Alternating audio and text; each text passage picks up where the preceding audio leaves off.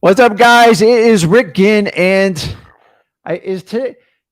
No, tomorrow's the last day of the year, guys. It's Rick Ginn here, and we are on Flip with Rick, and we are talking all about what you need to do to use the 2023 recession to get rich in wholesaling. So, my name is Rick Ginn. I've been doing wholesaling for 20 plus years, and I know a thing or two about down markets because I've lived through them. And today, what I'm going to do is really teach you kind of the five things that I've learned from the 2007 to 2010 market. And keep in mind, I was a brand new wholesaler, and I'm going to show you how a lot of the things that came true back then are going to definitely come true again in 2023. And more importantly, I want you to learn from my mistakes. I learned a lot from it, and it's made me who the wholesaler I am today. And then more importantly, I'm going to teach you the shifts. So you can actually take advantage of 2023, where most wholesalers are going to run around with their heads cut off, trying to figure out how to wholesale like they did yesterday. And that was an anomaly. It's not going to happen like that very, very rarely. So we're actually going to have a new norm in wholesaling, which I'm used to, and I am very thankful it's back.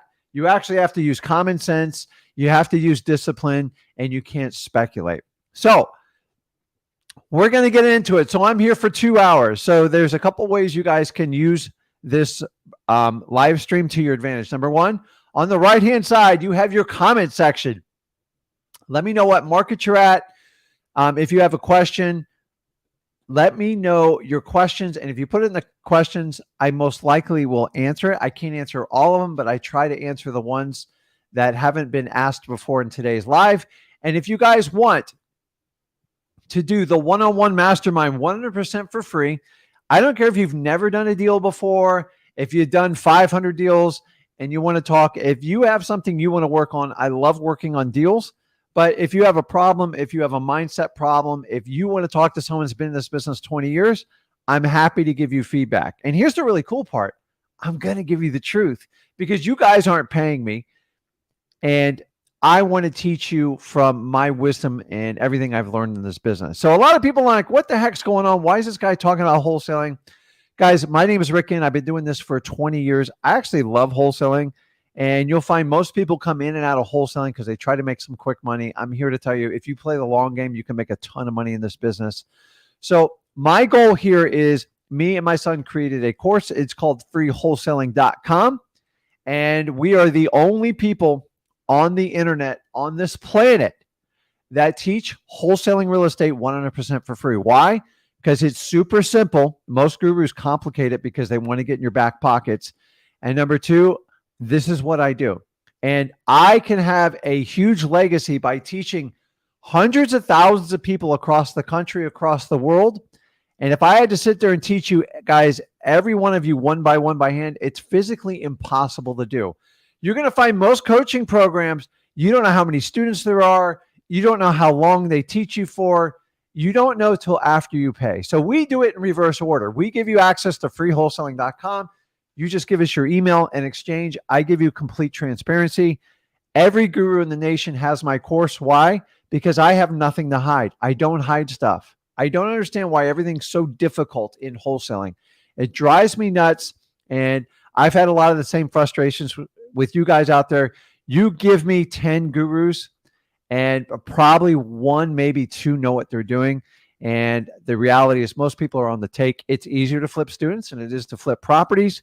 And our goal at Free Wholesaling is to root it out so you guys can get real-time information. Most people that wind up taking my course don't take my word for it. Go over to Wholesaling Houses for Real, and they'll tell you, I got people making hundreds of thousands of dollars on free information. So many gurus that tell you if you don't have skin in the game, you won't do it. The reality is you're going to have to do the work, regardless if you hire someone to do it for free. So you might as well invest in yourself. Me and Zach make it super simple. So please use the comment section on here. I want to have fun today. Today's a fun day. I don't have to be here. I want to be here. And that's the difference. So I am solo today. So I run the technology and everything. I don't have this big staff behind me because I'm an authentic wholesaler. So I did my wholesaling this morning. I got people out talking to sellers, and I love this business. So Use the comment section. Guys, get in line on the mastermind. I take them in order, so we're kind of fair about it. And if you get in there, if you get in early, I pretty much try to get to everybody. And keep on, guys, I go live on Monday evenings as well, too, to give you guys more access. So without further ado, you guys know I have ADHD. I get excited. I like to have fun in this business. I find most people who teach this business just boring. Like, I was put to sleep learning wholesaling, and that's not how you learn. You got to be stimulated. You got to have fun. You got to crack jokes. And if you're not having a good time wholesaling, I don't want you to do it, because we have to help out a lot of people, and people like to do business with people that are fun. So without further ado, you guys know where I'm going with this. You got to have fun. Let's start out. Let me show you how to have fun in wholesaling. Check this out.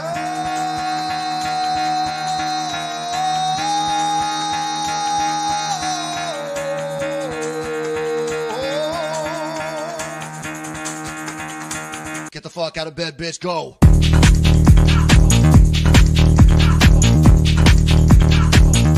Get up, and get the guy go.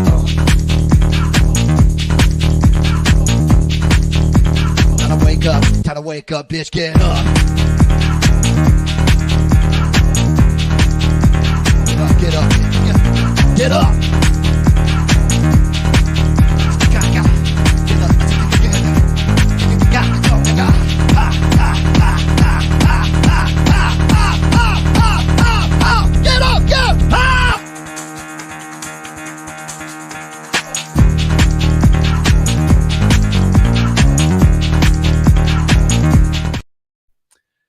That's it, guys. So that video kind of describes what we do. We actually have permission to use that video. So I get a lot of people ask questions about it, but there's a lot going on in that video. You can watch it 100 times. You'll find something new in it every time. And that's how I feel like wholesaling, and I look at it. Every time I do it, I'm in the business 20 plus years, and I learn something new every day I do this business. And the really cool part is, because we're building such a huge community here, is you guys teach me a lot. Actually, I've learned a lot about myself. I learned a lot about you guys, and I learn new stuff about wholesaling every day. The minute you think you know it all, you are dead in this business. And honestly, that's how life goes. You have to learn to the last day you're on this earth, because we're here such a short time. You actually have to enjoy it. So Ryan says, hey, I like your background. I'm a big SpongeBob fan. I just thought it was a really great character, and he's just fun. So I thought about like doing Mr. Krabs, but we all know Mr. Krabs. He's just about greed and money. And I think SpongeBob is a better fit for us wholesalers, because number one, I want to help people out. And number two, I like to have fun while I work, because I don't really look at wholesaling as work. I just enjoy the chase of it. So me and Zach like to do different backgrounds. So I believe this is the introduction to SpongeBob. And I almost felt like singing the song, but maybe somebody on the live can help me sing it. I just love it, dude. I thought SpongeBob was probably one of the most creative cartoons created. And that's not even from when I was a kid. I was an adult, obviously. My son was raised on SpongeBob. And here's the secret. The really cool about SpongeBob is, why I love it with wholesaling, is because it was actually more catered to adults than it was children. And it targeted both audiences. So from a creative standpoint, it was incredibly smart. So I love SpongeBob. So many SpongeBob comments. I'm wide open today. So today we are all talking about how to get rich in the 2023 recessions. And I'm going to teach you the key principles I learned back from 2007 to 2010. They were painful. They hurt. I shed a lot of tears. But if you can take and learn from other people's mistakes from history, you're doomed not to repeat it. And so many people ignore some of the basics that you can already learn from people ahead of you. The problem is, it's hard to know who to learn from anymore. So the idea of today's live is to walk you through them. They're not really like groundbreaking things, but I'm telling you, they are more true today than they were when I learned the mistakes. So let's get into it. I'm going to spend the first half of the live going through this. Once I go through teaching you the principles, I'm going to show you just the key shifts you have to make for 2023. And once you understand that, then we'll jump on the live. I'll answer as many questions in the comments. I'll do the lives. I don't know, dude. I got a lot of energy today because I'm not freezing today. It's in the 80s in Florida. It's low humidity. God, this is what I live for, man. We had that cold spell, man. I don't know how you people do it up north or in the Midwest, but that was some cold temperatures. And God forbid, if you're in Buffalo, I don't know how you deal with that much snow, man. People freezing in cars and stuff, that is absolutely nuts. So, without further ado, let's jump into it. I'm looking at comments here. Kai says, the ADH thing, just so you know, I was told I had it late, like in middle school, high school, and thank God they didn't medicate me. And I was told I would fail wildly because I don't have the attention span. And what I do is, so if you guys learn, if you have the same thing, I want you to understand it's actually a superpower. It's not a kryptonite in you. And you just learn in different ways. So I believe every human learns in a different way. I believe our school system's completely archaic. It doesn't engage people. I don't even blame the teachers because their hands are locked. But you learn a lot more in life after you get out of school than when you're ever in school. And if I could go back in time, I probably would have paid attention a little bit more. But schools are here to create people to get jobs. And I have no problem getting a job. I had a job for 12 years. I just hated every minute of it. And if you're here, I know you think differently like me. So if you have ADHD, embrace it. It just means you think differently, you act differently, but your passion to solve problems is high, very unique and high, and it fits very well in wholesaling. So if you like, dude, what's this crazy guy talking about? I'm it. So I raised my kids this way. I don't know. I'm just different. I'm not like regular people. Like, that's just it. And I'm okay with that. I don't want to run with the crowd. I want to help out as many people as humanly possible. So if you have it, embrace it. If your kids have it, help them out. They need it from their parents more than anything. So it's a superpower. You just need to know how to harness it with them.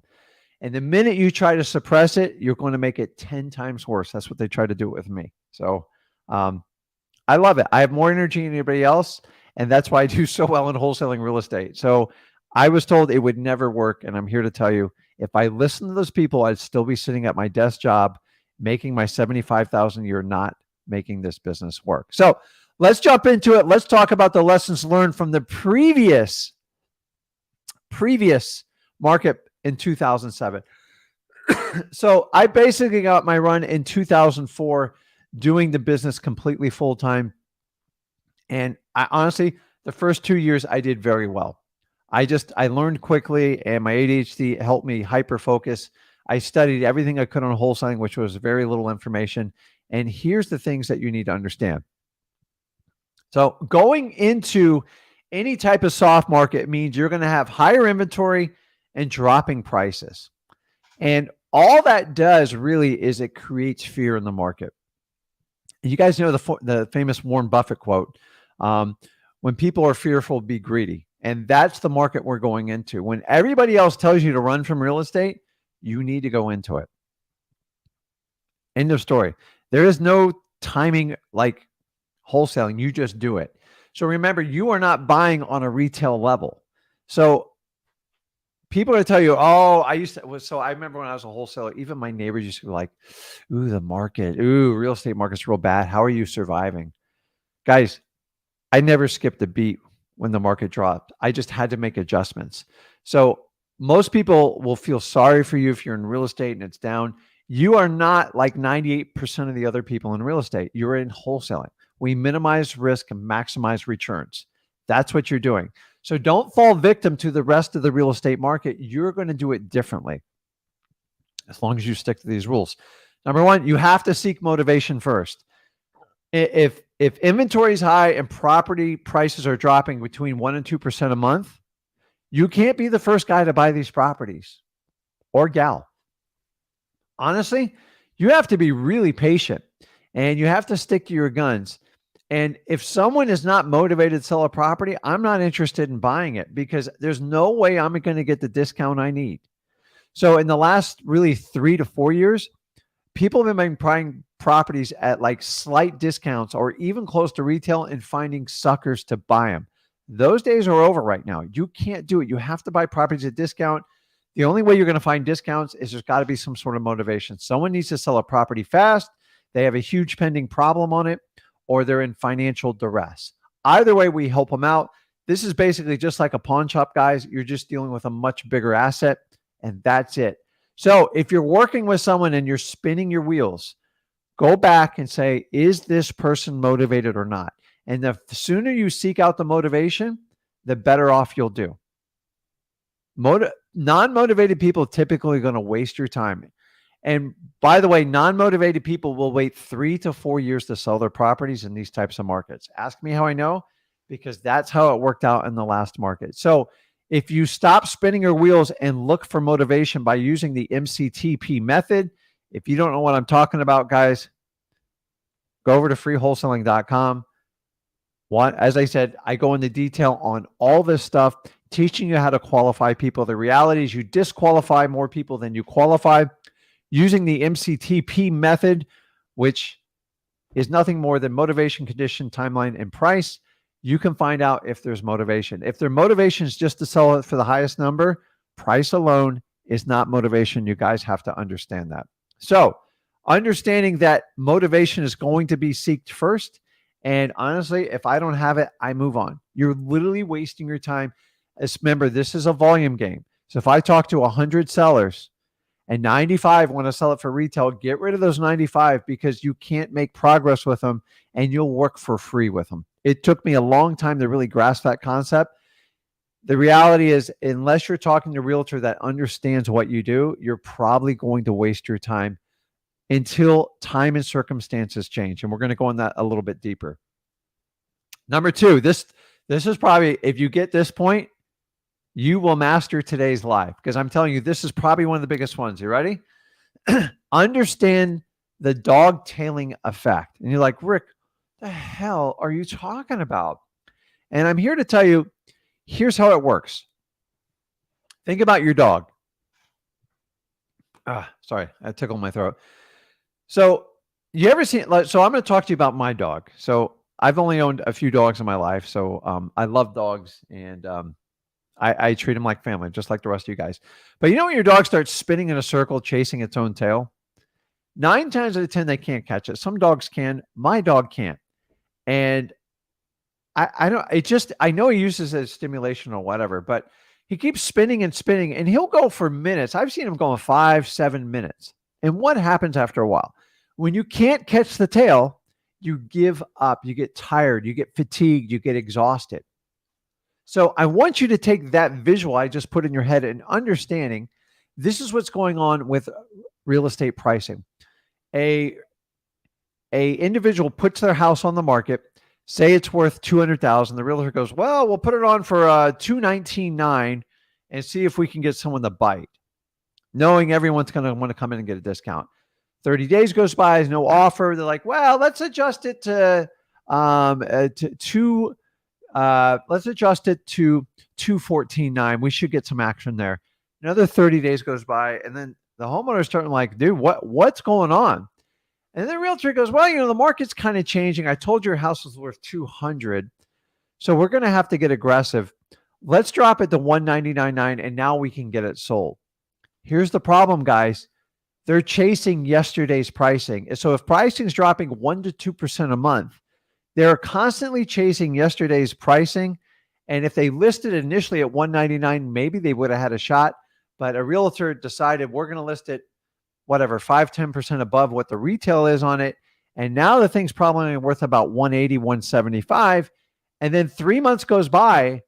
And then at some point, either the listing expires and the homeowner goes, you know what? I'm just exhausted. I need to sell this thing now. I can't afford it anymore. I told you why I had to sell it. And then at that point is the point where the dog tailing, they just stop chasing their tail and they go, let's sell it for what the market says it's worth. Now, those are regular retail.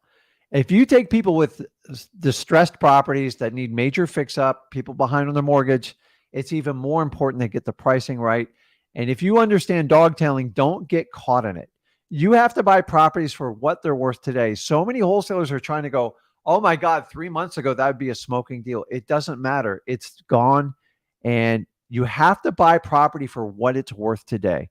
Don't look at what it was worth yesterday, 3 months ago, and don't look 6 months down the road. It's not going to help you. Now, Cash buyers are thinking 6 and 12 months down the road. And they're getting a little extreme. I get it. But dog tailing is real. It always goes on in these markets.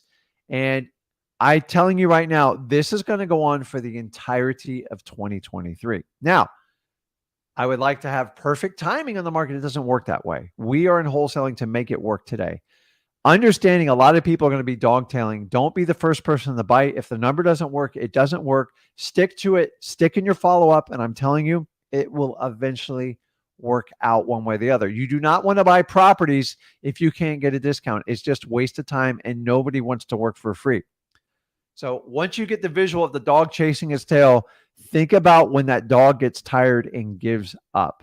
So that's why expired listings and FSBOs sitting on the market 60, 90, 120 days are going to start to become valuable because they're going to get tired and the dog tailing is going to stop. Took me forever to figure this out. I tried to think of a million analogies. Think about that dog spinning, man, and don't get in that rat race. Wait till the dog's tired and he stops changing his tail. Then you look at the dog and go, I can help you out. What do you need to get for the property? And then the reality comes in. So, how long is this going to go on? I'm not going to guarantee it, but a high probability through summer. Maybe we'll start seeing some leveling off, but I think 2023 is a wide open dog tailing year, and you have to buy quality deals. So you can't waste your time, because remember the last 3 years, you could put almost anything under contract and everybody looked like a hero. That's why you have so many coaches and gurus right now. They don't even know what to do. Not all of them, but for the most part, that's why you have all these cute little tricks coming out. Novations. I've got a way to do this. I have an agent hookup deal. Guys, the fundamentals have to work in wholesaling. You can dress this pig up however you want, but at the end of the day, it's a pig with lipstick. You just got to go out there and find quality deals. So let me get back here. Let's keep moving. This is true. Speculators are going to be absolutely crushed in 2023. So most speculators are hanging on, and they're getting to the point where, okay, maybe I need to sell this property and get out. Well, they don't understand by the time they get out of it, they're going to lose money. So these are people got super greedy, thought they could make 100 grand on a property. Now they're like, well, like 50. Now they're like, let me just take my $25,000 profit, only to find out they probably won't even break even. So I've got 3 projects we're working on right now. It's just all I have to do is wait them out because the prices just keep going down. So I want you to understand speculators get killed in down markets. We are wholesalers. If you avoid being a speculator, which is what most wholesalers were for the last 3 years, you don't get killed. Wholesalers don't get killed. Fix and flip and speculators tend to get killed because the one thing they have to depend on is market conditions to get their pricing for appraisals, to get a mortgage. Wholesaling does not have that element in it. So this is why I always tell you guys, stay away from the fix and flip world because it's an entirely another different business. You have to learn to work on contracts. You have to have project managers. You have to work with budgets, and you have to raise capital. And it has nothing to do with wholesaling. Wholesaling supplies these people, but most of the people I'm dealing with right now, they're getting killed because they're depending on the market, and the market is dropping, and there's nothing you can do other than throw money at it to get a property sold. Closing costs. I heard of people throwing in cars, big screen TVs, whatever you have to do to sell a property. There's people that are buying down people's mortgage rates, spending $5,000, $10,000. Guys, we don't do this as wholesalers. So why do I say avoid being a speculator and fix a flip? Because when things are good, they're phenomenal in this, but they always get caught with their pants around on their ankle and the party ends. I know a guy that owns 7 properties. You can't give them away. And then he's going to try to run them. They're going to wind up getting trashed, and the problem's only going to get worse for him. And I don't ever want you falling in those shoes. I've been in those shoes. It sucks. Speculation means you hope that the market constantly appreciates to make your profit. And when the market's going up, everybody looks like a genius. Everyone's looked like a genius for the last 7 years. Everybody. It's not the norm of real estate. And I'm telling you, we are going into a new norm. And the people that can learn the basics of wholesaling will do phenomenal. Which leads me to the next one. Don't ever think you can time the real estate market. It just doesn't work that way. Honestly, any good capital market, you cannot time. So in stocks, if prices are down, just buy more of it and wait for it to return. In real estate, there is no timing of the market. So many people like, I'm going to wait till prices are rock bottom, then I'm going to start. That's what speculators do. You don't do that as wholesalers. You've got to understand, just get started. We are buying discounted properties. The key word here is discount. You make your money on the discount. You don't make it on the market price. So if you know that, don't let anybody tell you can time the market. You cannot time the real estate market. Can people get lucky? Yeah. If I go in and I buy a home, maybe in 2024, and I'm just buying my own home and I get a good price, that's called lucky. It's not timing. You can't time the stock market. You can't time the real estate market. And honestly, it has no effect on wholesalers. We don't time markets. So a lot of people are like, well, I'm going to wait till summer till prices drop.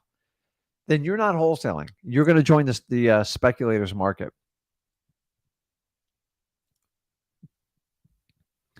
My next key point is here, you have to stay disciplined in a down market. Honestly, you should stay disciplined in any market. When I say discipline, I want you to understand is this refers to all aspects of wholesaling. Number one, you have to consistently market and engage and talk to sellers on a daily basis. And you need massive amount of volume. The only way you're going to do that is you're going to have to come up with a regimen and you're going to have discipline. Guys, when I was an absolute no name and nobody knew about me, everyone's like, how do you get all these deals? But they didn't see me up at 7 a.m, staying up till 9, 10 o'clock at night, constantly calling people, doing everything I humanly possibly could. Nobody's there. Just like nobody's around when Michael Jordan sitting there making 2,000 free throws. It's painful. I didn't get lucky, guys. I just did the work. And I was so desperate to get out of my current corporate job. I would have done anything. Honestly, I was so focused. I had my why. My conviction was through the roof. My belief was set. And I was going to go through that brick wall no matter what. And if you don't have that mindset, wholesaling is very tough. So the other part of discipline is like when you're buying deals, you cannot reach for deals anymore. If you find your hand reaching out, pull it back in. I'm telling you, the deals only get better the more patient I am.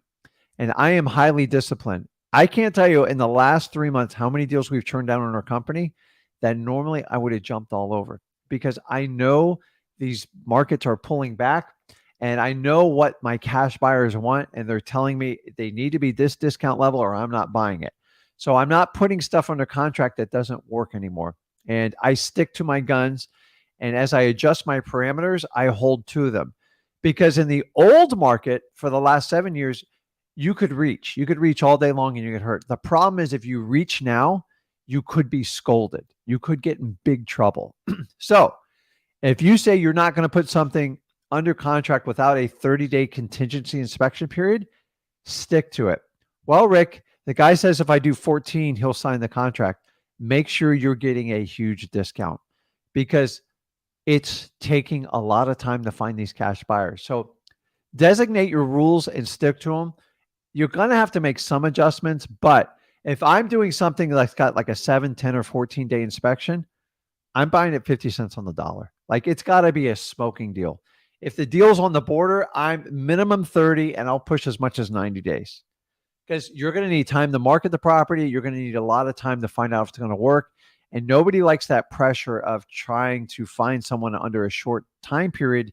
It's just challenging. So right now, it's taking us 12 to 15 days to really get cash buyers engaged on our properties. And that stuff that's priced correctly. If it's priced wrong, you can have 6 years. You're not going to sell it. So you have to stay disciplined. You have to buy deals that work. Stop. If you reach in 2023, it's going to be problematic.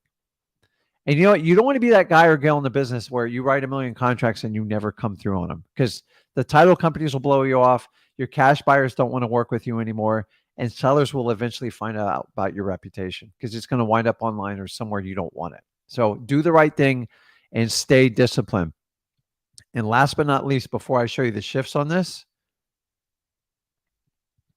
wholesaling works in all market cycles. Like some people think, oh, it only works in a smoking market cycle. Honestly, it works in all phases, guys, because I've 20 years, I've gone through every phase of real estate. And here's the one constant: wholesaling's worked in every market. Does it become a little bit more difficult in today's market? The only reason you think it's more difficult is because you have to change how you operate. That's it. And all businesses have to go through this one way or the other. Wholesaling is no different. We are not immune to market shifts and changes. And I'm going to walk you through on the details, do it. But like, stop thinking wholesaling only works in this type of market. Actually, wholesaling is the one safe bet in real estate. It is the absolute best tool you can have in in a down market or an up market. Why? Because you minimize your risk. That's it, guys. We are not looking to buy nice, perfect, pretty houses. Sometimes it happens. But the reality is we're looking to buy people's problems to help them solve it. And however we're going to do that, we're going to do it and we're going to make a profit doing it. I'm not here to compete with realtors on regular houses. Let them do that on their own. So many people don't. I heard wholesaling only works in a really good market.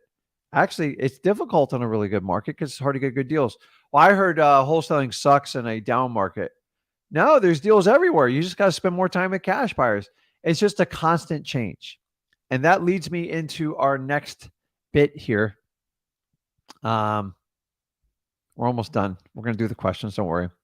So let's talk about the simple shifts you need to make going into the 2023 market so you can be successful in wholesaling. And I've already basically gone over them, but I'm going to give you 2 rules. And this is the only 2 rules you get out of this live.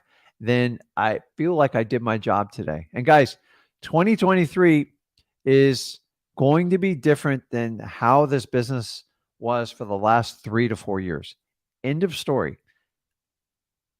I got frustrated back in 2014 on the guru spillover, like these crazy courses that came out everywhere, and everybody promised to fix all your things. And what happened? We have a 95% course failure rate in the guru business because it's oversold. And number 2, the support is just, meaning, how do you serve? If you have 500 students, how do you service 500 people? It's impossible, guys.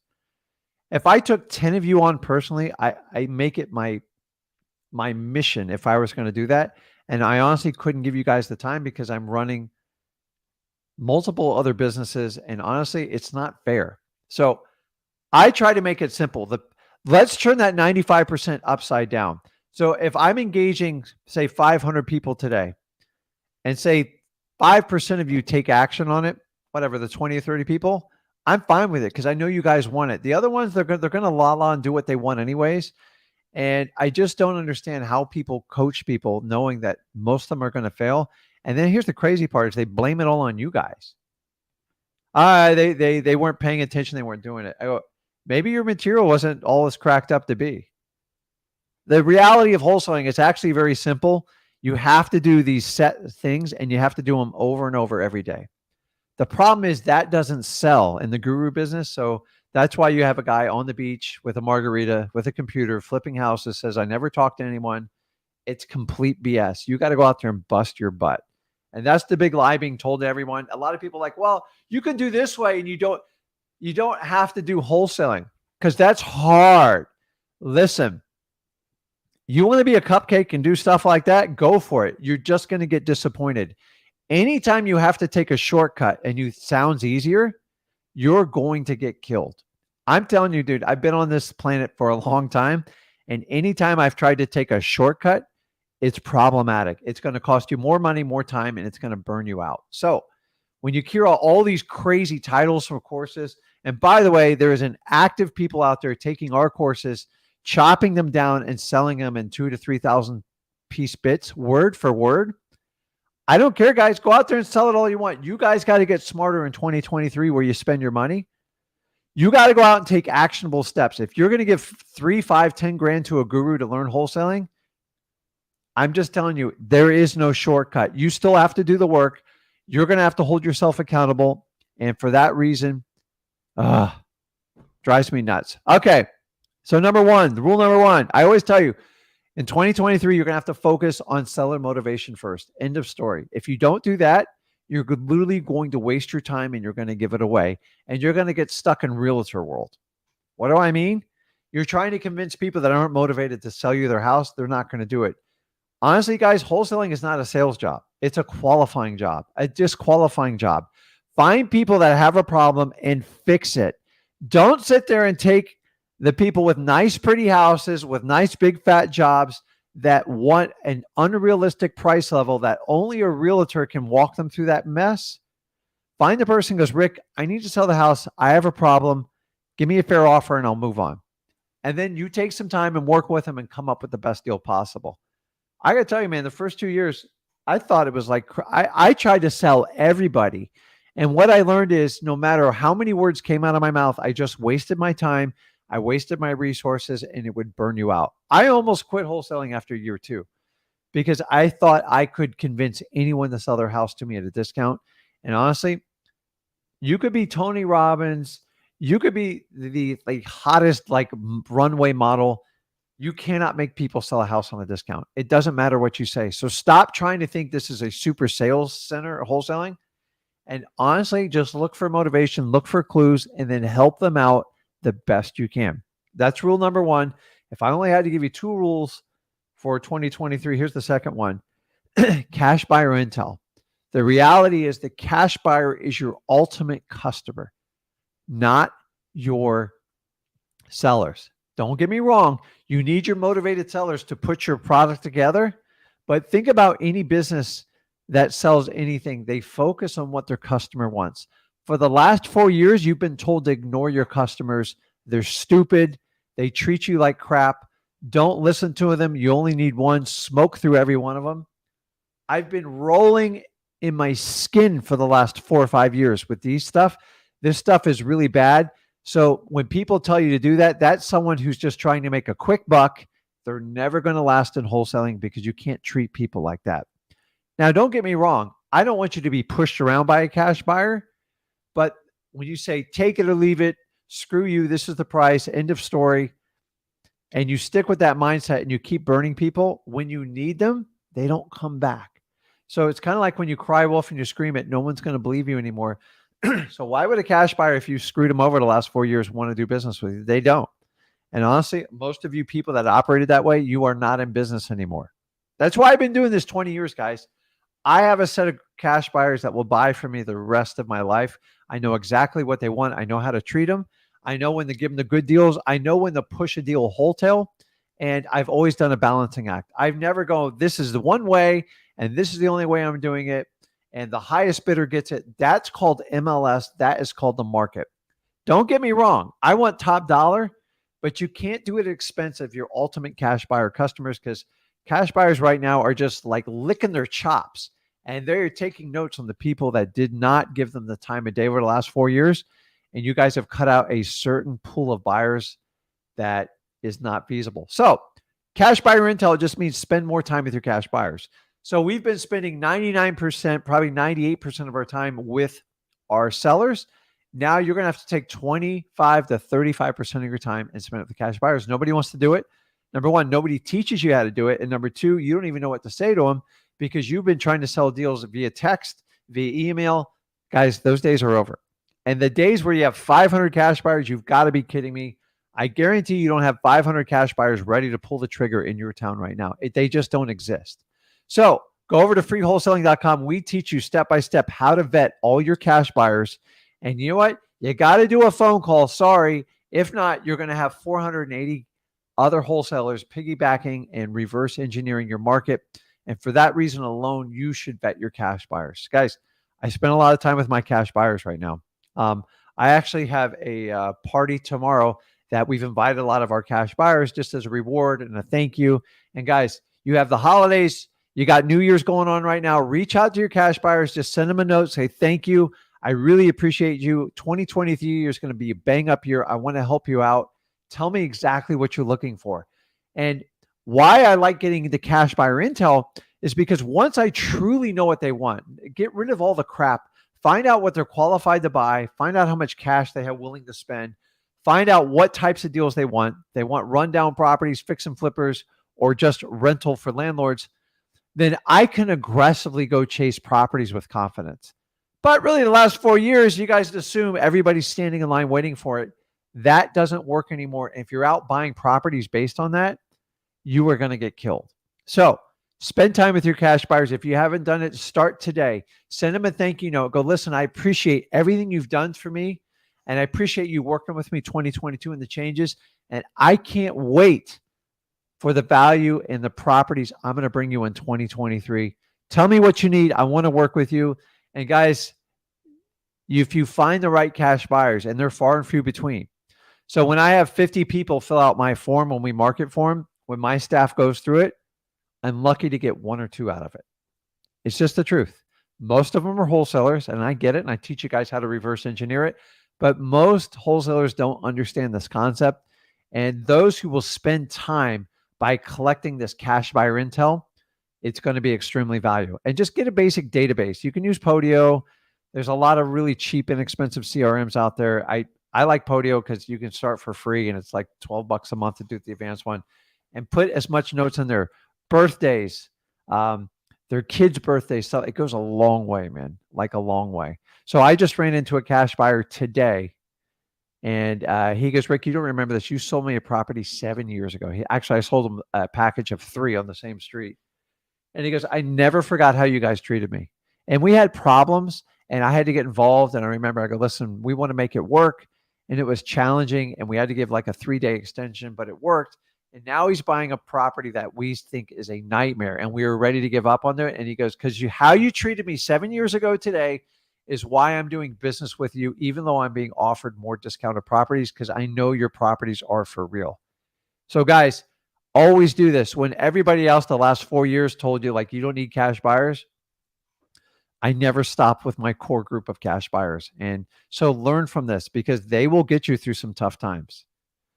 But without their information, I would be lost on where to buy. So when they adjust their pricing, I adjust my pricing. I don't adjust it for my sellers. I adjust it for my cash buyers. And guys, that is it. That is everything I've shared on it. Honestly, it's not rocket science. It's actually very simple. And if you guys will learn to use these types of techniques, and you've got to be able to learn. The minute you say, I know everything, and there's nothing Rick can tell me that's going to change this market, if you've been in business 20 years, then God bless you. You've survived it. But I'm here to tell you is 2023 is going to be a very interesting year. So while everybody's running and hiding, you need to go in full-on blitz mode. And the easiest way, if you're just starting out, if you're like, Rick, I haven't done a deal, I'm excited, I'm going to go to free wholesaling, is don't skip free wholesaling, go all the way through it. So I have ADHD. So if I found free wholesaling back in the day, I probably would have gone through it 10 times, forward, backwards, reverse. I don't know about you guys, but like a little tip when you guys are learning new things is I love YouTube. And you can do it to me. I might sound like a cartoon, but I listen to everything in double speed. Why? Because I can double the time I can learn something. And sometimes it takes me a few times to grasp something. It's okay. If you're like me, some people get it the first shot. Like my son gets everything the first shot. I sometimes need 2 or 3 times. It's okay. I learn differently.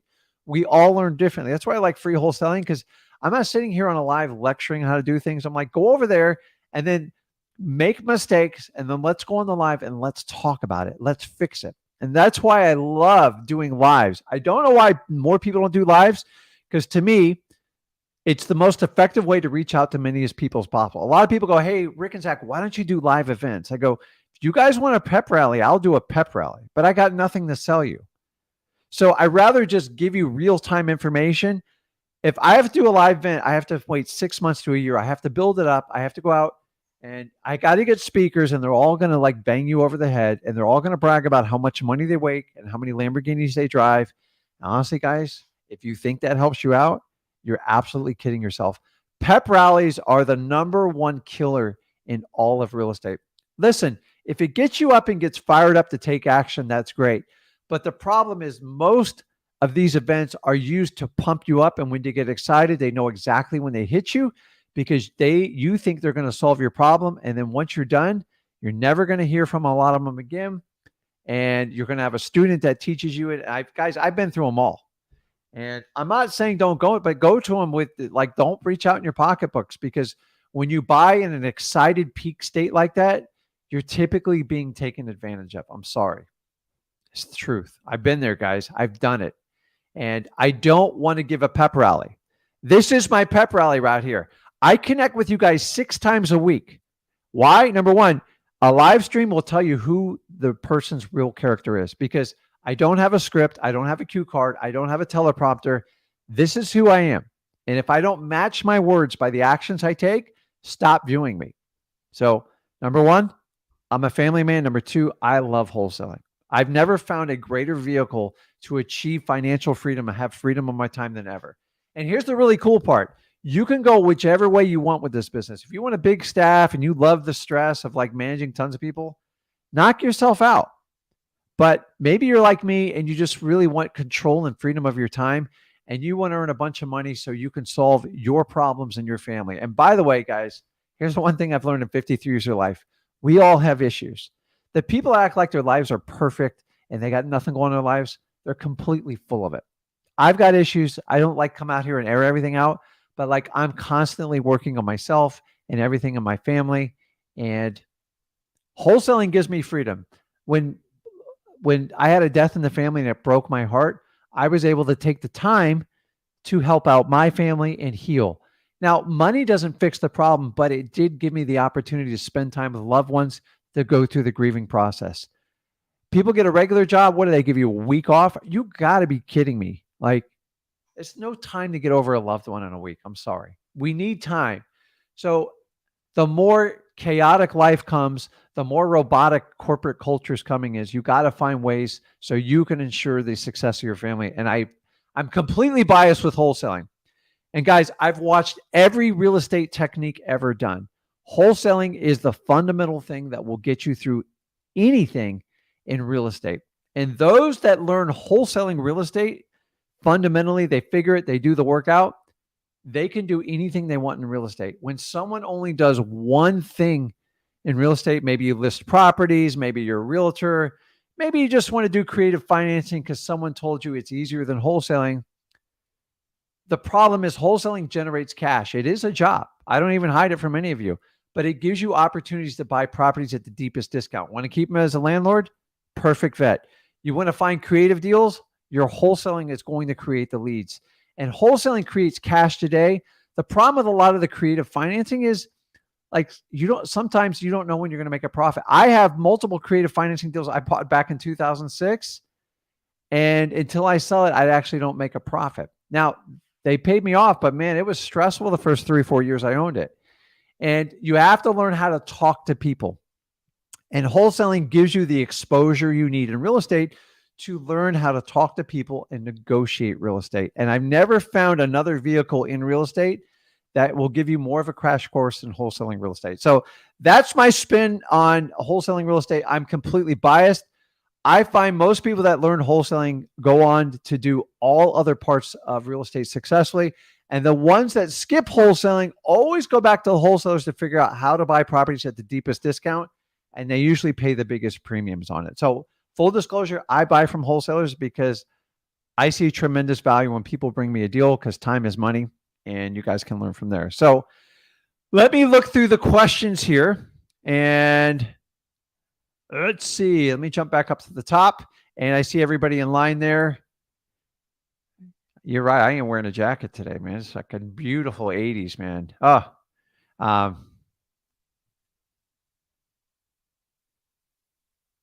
So here's a perfect example. So Patrick says, Pastor got very close in my market, but was so crazy. People expect more than the numbers calculated. Do you think it's going to change? Yes. And I went through all the details on why it's going to change. You have to focus on what your cash buyers are going to pay for these properties. So Jason says, my girlfriend loves this guy. So you're talking about the guy we do in the beginning. I do too. So I think it's like hysterical. Let's see here. I highlighted some others.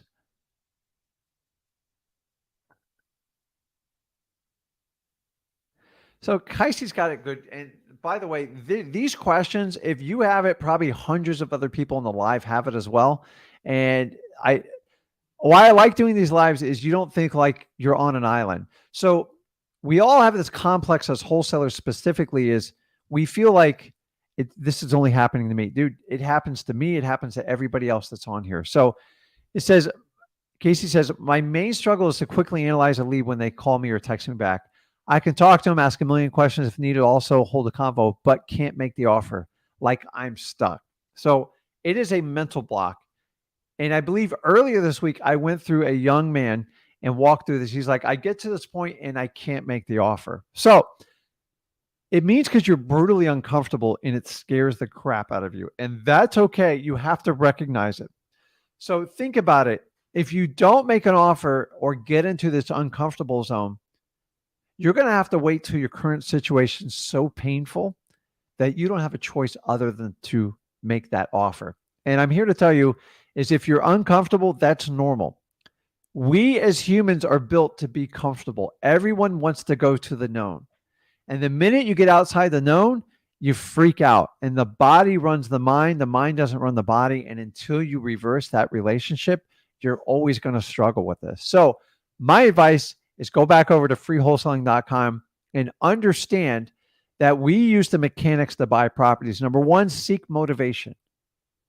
Number two, buy deals for what they're worth today. Meaning if you're not getting a discount, it's not going to work. You're going to have to continue the conversation or move on to another motivated seller. You see, the days of trying to make deals work are gone. You have to buy properties for what they're worth today. So if you know you're getting a discount on the property and you know you've done your cash buyer intel, then you're doing a disservice by not making an offer to that seller. And here's the thing is, here's the problem with most of you guys. You try to make the perfect offer the first time and you spend hours, if not days or weeks. And you guys know you do this because I used to do it. And I'm here to tell you, don't spend all your energy being a realtor, trying to do the perfect comp. You write these complex contracts, you make it super complicated, and you're trying to get a yes on the first shot. So just go in there, find out if there's motivation, build some rapport, and just go in with a low offer and make it playful. Why? Because you have no idea what that seller is thinking to sell their property. You think you do, but you don't. I've been shocked so many times. I've left so much money on the table. I've learned the hard way. So if you know you're going to get rejected on your first offer, it kind of makes it easier because so many of you treat it like it's your first like prom high school date. Like I have to ask the guy or the girl, and if they say no, I'll be devastated. So expect a no. Have fun, play with it. You have no idea what's the least amount that seller will take. So if the property's worth 200 grand, make an offer 110, 120. You know you want to offer 150, 160. So here's a little trick I did, and I swear I did this because I always wanted to get a yes at first. Whatever the offer I'd make, I'd knock off 30 grand instantly. Now, these were lower numbers. Like I was dealing with properties that were, rarely exceeded 100 grand when I first started. So today I might knock off 40 or 50. But if you find yourself always offering too much, take whatever number you're going to offer, knock off 30 grand. It'll fix your problem. I'm telling you. Oh, Rick, they're going to say no. No. You're looking for a counter offer. If you start with the mentality of you're going to get a no first, this business is actually a lot easier. Okay. Realtors write offers to try to get a yes. Wholesalers, that's not how we work. We're looking for someone who really needs to sell. The difference between needs to sell and wants to sell is substantial. If they need to sell, they come to us, wholesalers. If they want to sell, they go to realtors. If you understand and differentiate those two, this business is actually easy. You just need volume. Coffee's brutal today. Ugh. I had a different coffee maker.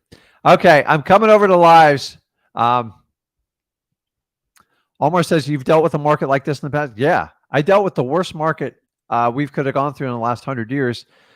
In 2007 to 9 in Port St. Lucie, home values dropped almost 70%. Guys, I owned 26 homes at that time in Port St. Lucie.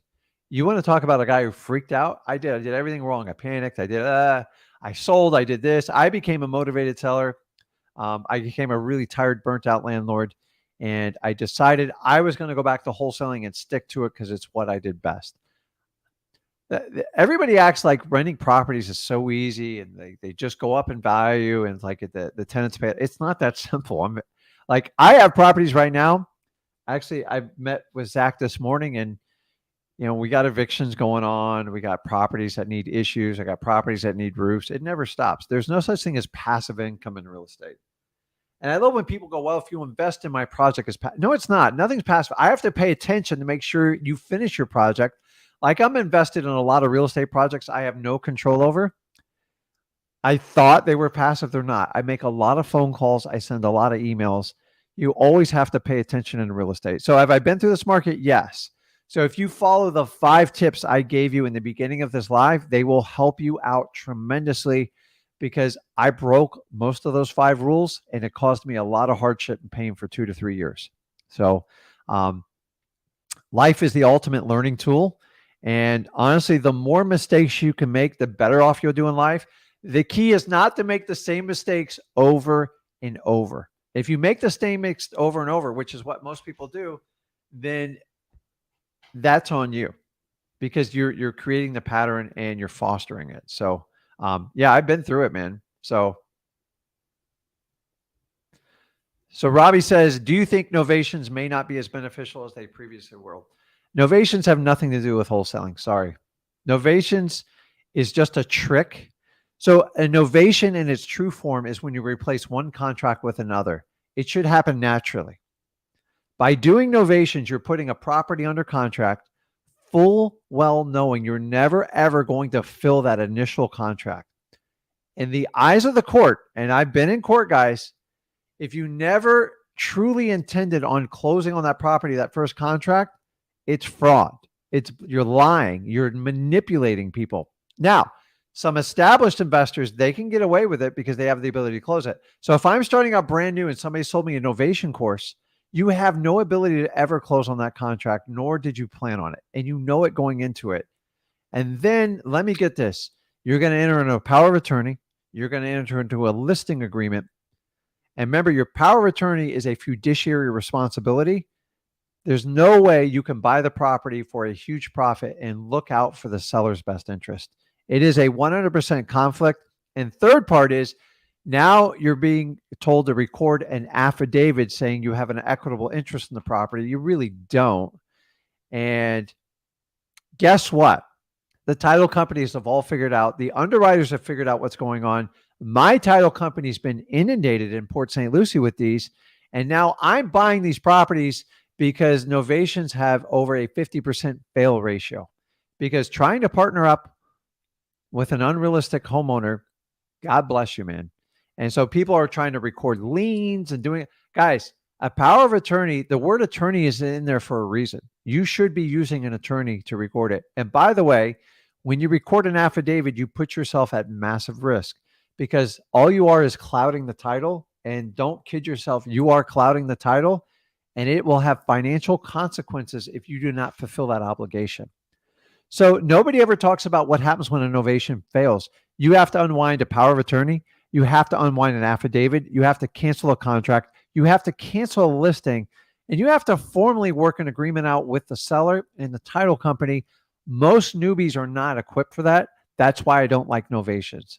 So I've done novations naturally, meaning I put a property under contract. It just didn't work out. The seller forgot to disclose something. I said, that price, I can't make it work out. Hey, listen, we have a real estate company. I do have buyers that are interested. If you want, we can let them take it over. But I let the realtors make their commission. I don't try to jack them for 50 grand. It's like novations is just a really clever trick, and it is clever. But the minute you record the affidavit, you are now going to be red flagged. So how do I know this? Because like right now, I had a property where we had a problem. Somebody else tried to buy it. I tried to record my affidavit legally, and the court system will not accept it without my attorney, a copy of the contract and everything. So guys, when you record your affidavits with your novations, you're going to be called to the table. So I have 5 local title companies. And if you record an affidavit less than 6 months, it has to go through an underwriter and you have to explain in detail the whole thing. And I find most people novations are not very truthful with the seller and it creates problems. So I don't like novations. It's my opinion. I'm not giving you legal advice, but I'm telling you, look up and talk to your attorney what a power of attorney is. And if you guys don't believe me, take the paperwork you get for your novation courses because they're out there everywhere. Why? Because it's sexy and people can buy it. Give it to your attorney and see if they bless it. More than 75% of the attorneys goes, listen, you got a lot of risk by doing this. And you're talking about a guy who has the ability to do all these. I don't do novations. I don't like them. And I don't think they belong in the hands of beginners. And that's my opinion. I'm not going to change it. If you think it's easier than wholesaling, God bless you, man. Because, by the way, they're going to close it where you can't record these affidavits anymore, or they're not going to issue title when there's an affidavit like that anymore. So it's a problem. And by the way, when you record an affidavit and you're wrong, and a lot of you are going to be wrong when you do it, you are now open for defamation of title, and it's very expensive. And then you're going to be held liable. Why? Because now you're considered the professional, even though you're a newbie because you bought someone's $3,000 novation course. Guys, I'm not raining on parade. I'm just telling you, unfortunately, I've spent time in the courtroom, and the judge always will look at your intent. And guess whose word they're going to validate more than yours? It's the homeowner. And if you get the homeowner upset with you, it's a problem. I always tell people, at the end of the day, the best way to avoid being sued is make the seller happy. That's it. Get a testimonial, make them happy, and move on with your life. And the minute they're not happy, they can create problems in your life no matter what you do. So let's jump on to the lives and let's help some people out here, man. Jason, you there? Hey, yeah, I'm here. I'm here, Rick. How are you doing? Good, man. How you doing? I'm very well, thank you. I love you guys a lot, man. I don't know. Zach is very young. I'm only 28, but dude, I don't know. You guys have raised him really well. He's really like emotionally like mature, man, and I really love it, bro. So, I have a house here that I have under contract, and a lot of the things that you mentioned today really resonated with me, especially the fact that I may have done some speculation.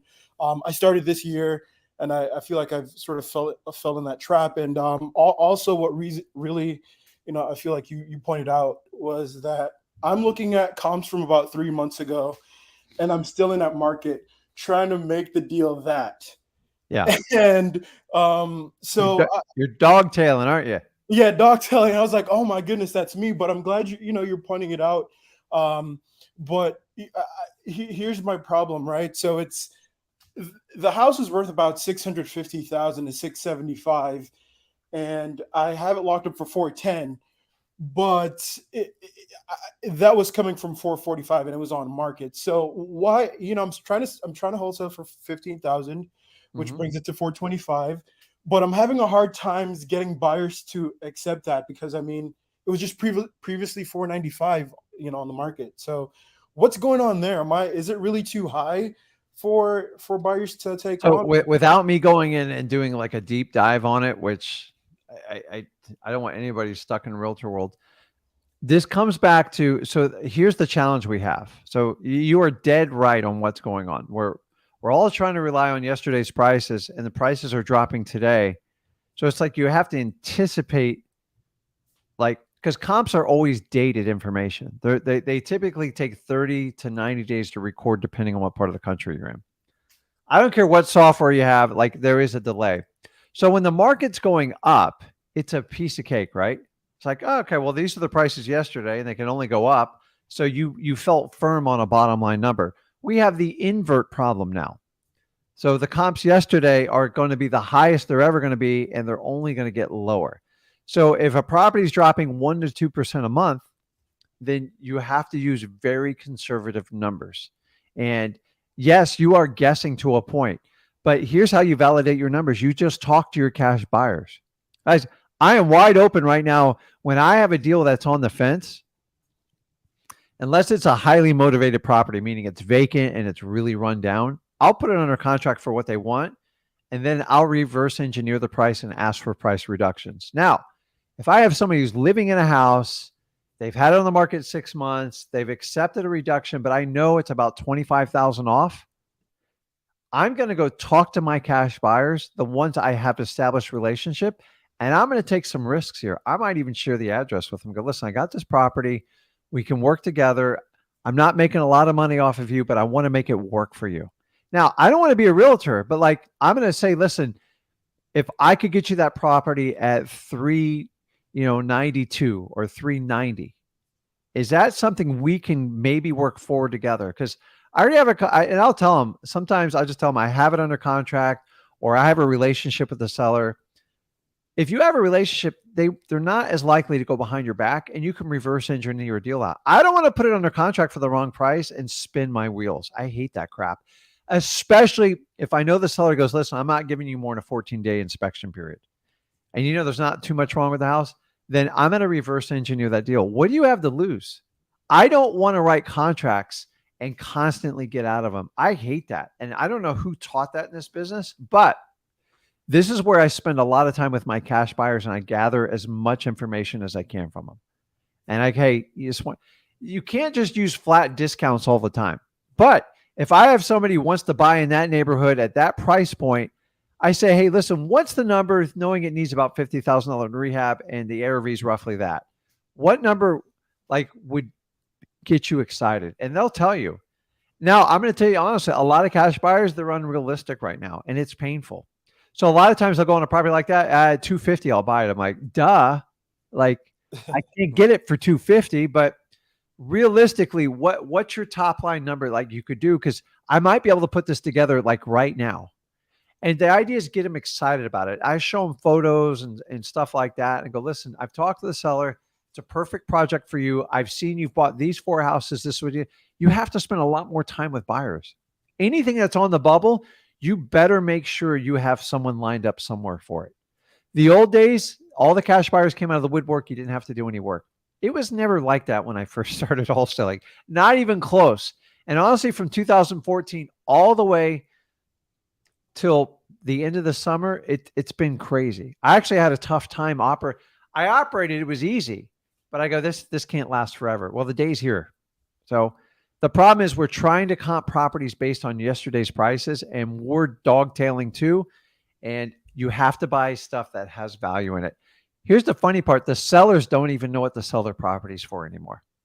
They're clueless. So many people go on here and go, well, the guy was offering me the house for $250,000, but he had it listed for $400 3 months ago. So I paid him the $250. I'm like, $250 is the market number. You overpaid for the property.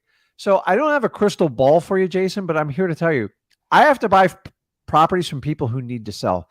The people who they want to hold on to it, they're never going to figure it out.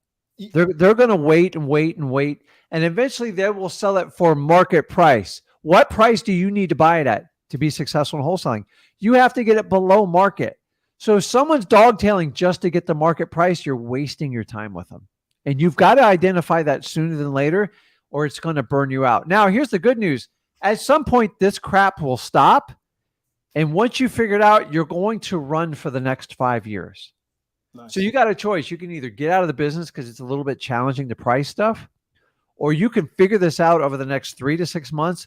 But once you figure it out, and once there's a bottom of the market, it's gonna be really easy.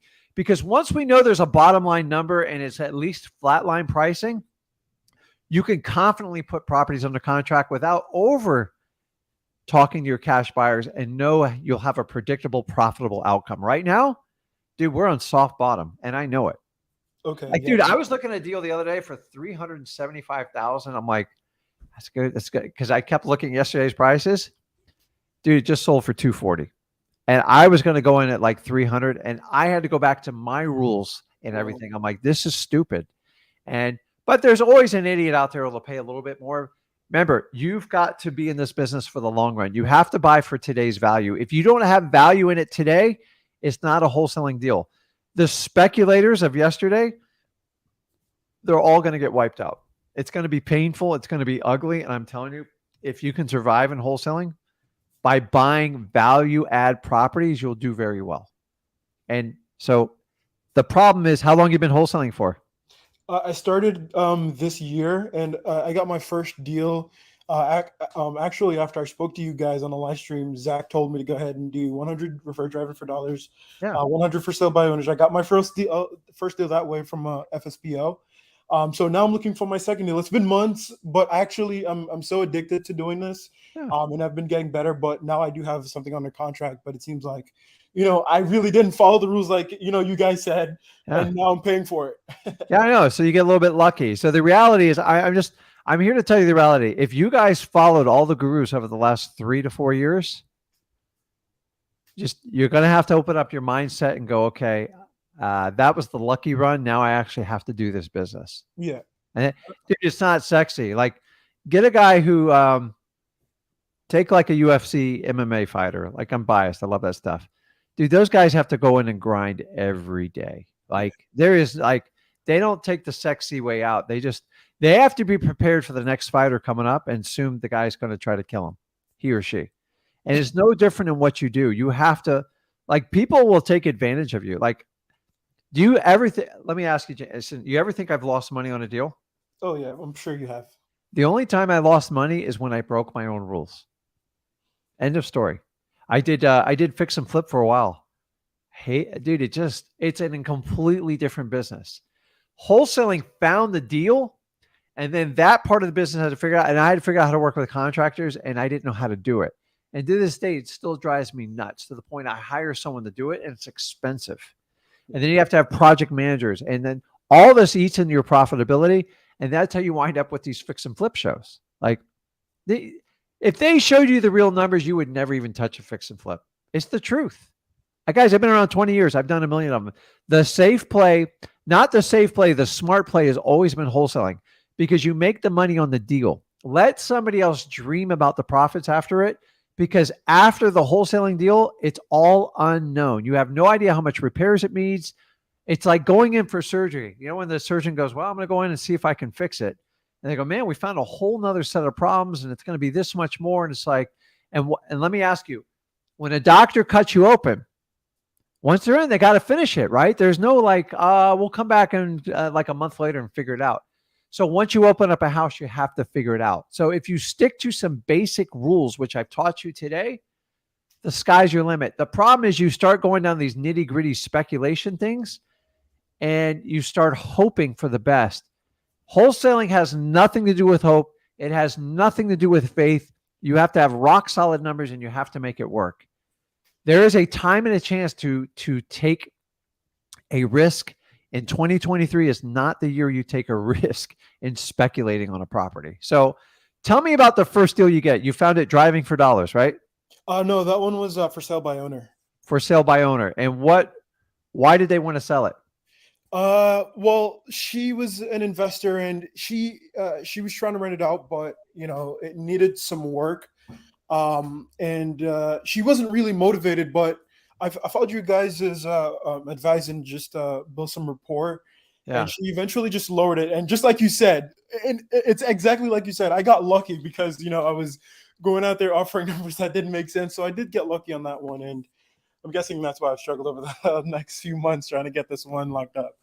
But yeah, it was for sale by owner in Texas. Yeah.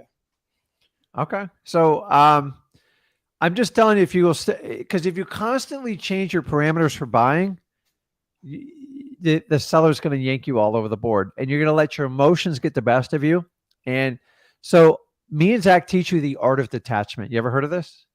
No. So, dude, this took me a while, and I'm telling you, this comes under discipline. When you make an offer for someone, I know every wholesaler on this live stream, like, you want the deal so bad. You can taste it on the tip of your tongue. And some of you show your poker face way too eager, like, oh God, please sign. And you have to do the opposite. So people say, you always got to be walking away. I don't believe in that. But you have to remove your emotional connection to buying a property. Number one, you're not living in it. It's not your personal property, and your wife's not painting it or whoever. So once you understand that, when you make that offer, you have to show detachment, meaning, hey, listen, if you take the offer, great. If not, I understand. Like, you just got to go, I'm going to move on with my day, just no matter if you take this offer or not. And if your sellers see that, they treat you differently. So it's just like when you open the door, you let your dog out, you got one or two choices. You can sit there and beg them to come back in. Or if you did like me, you go out and chase them in like a wet rain.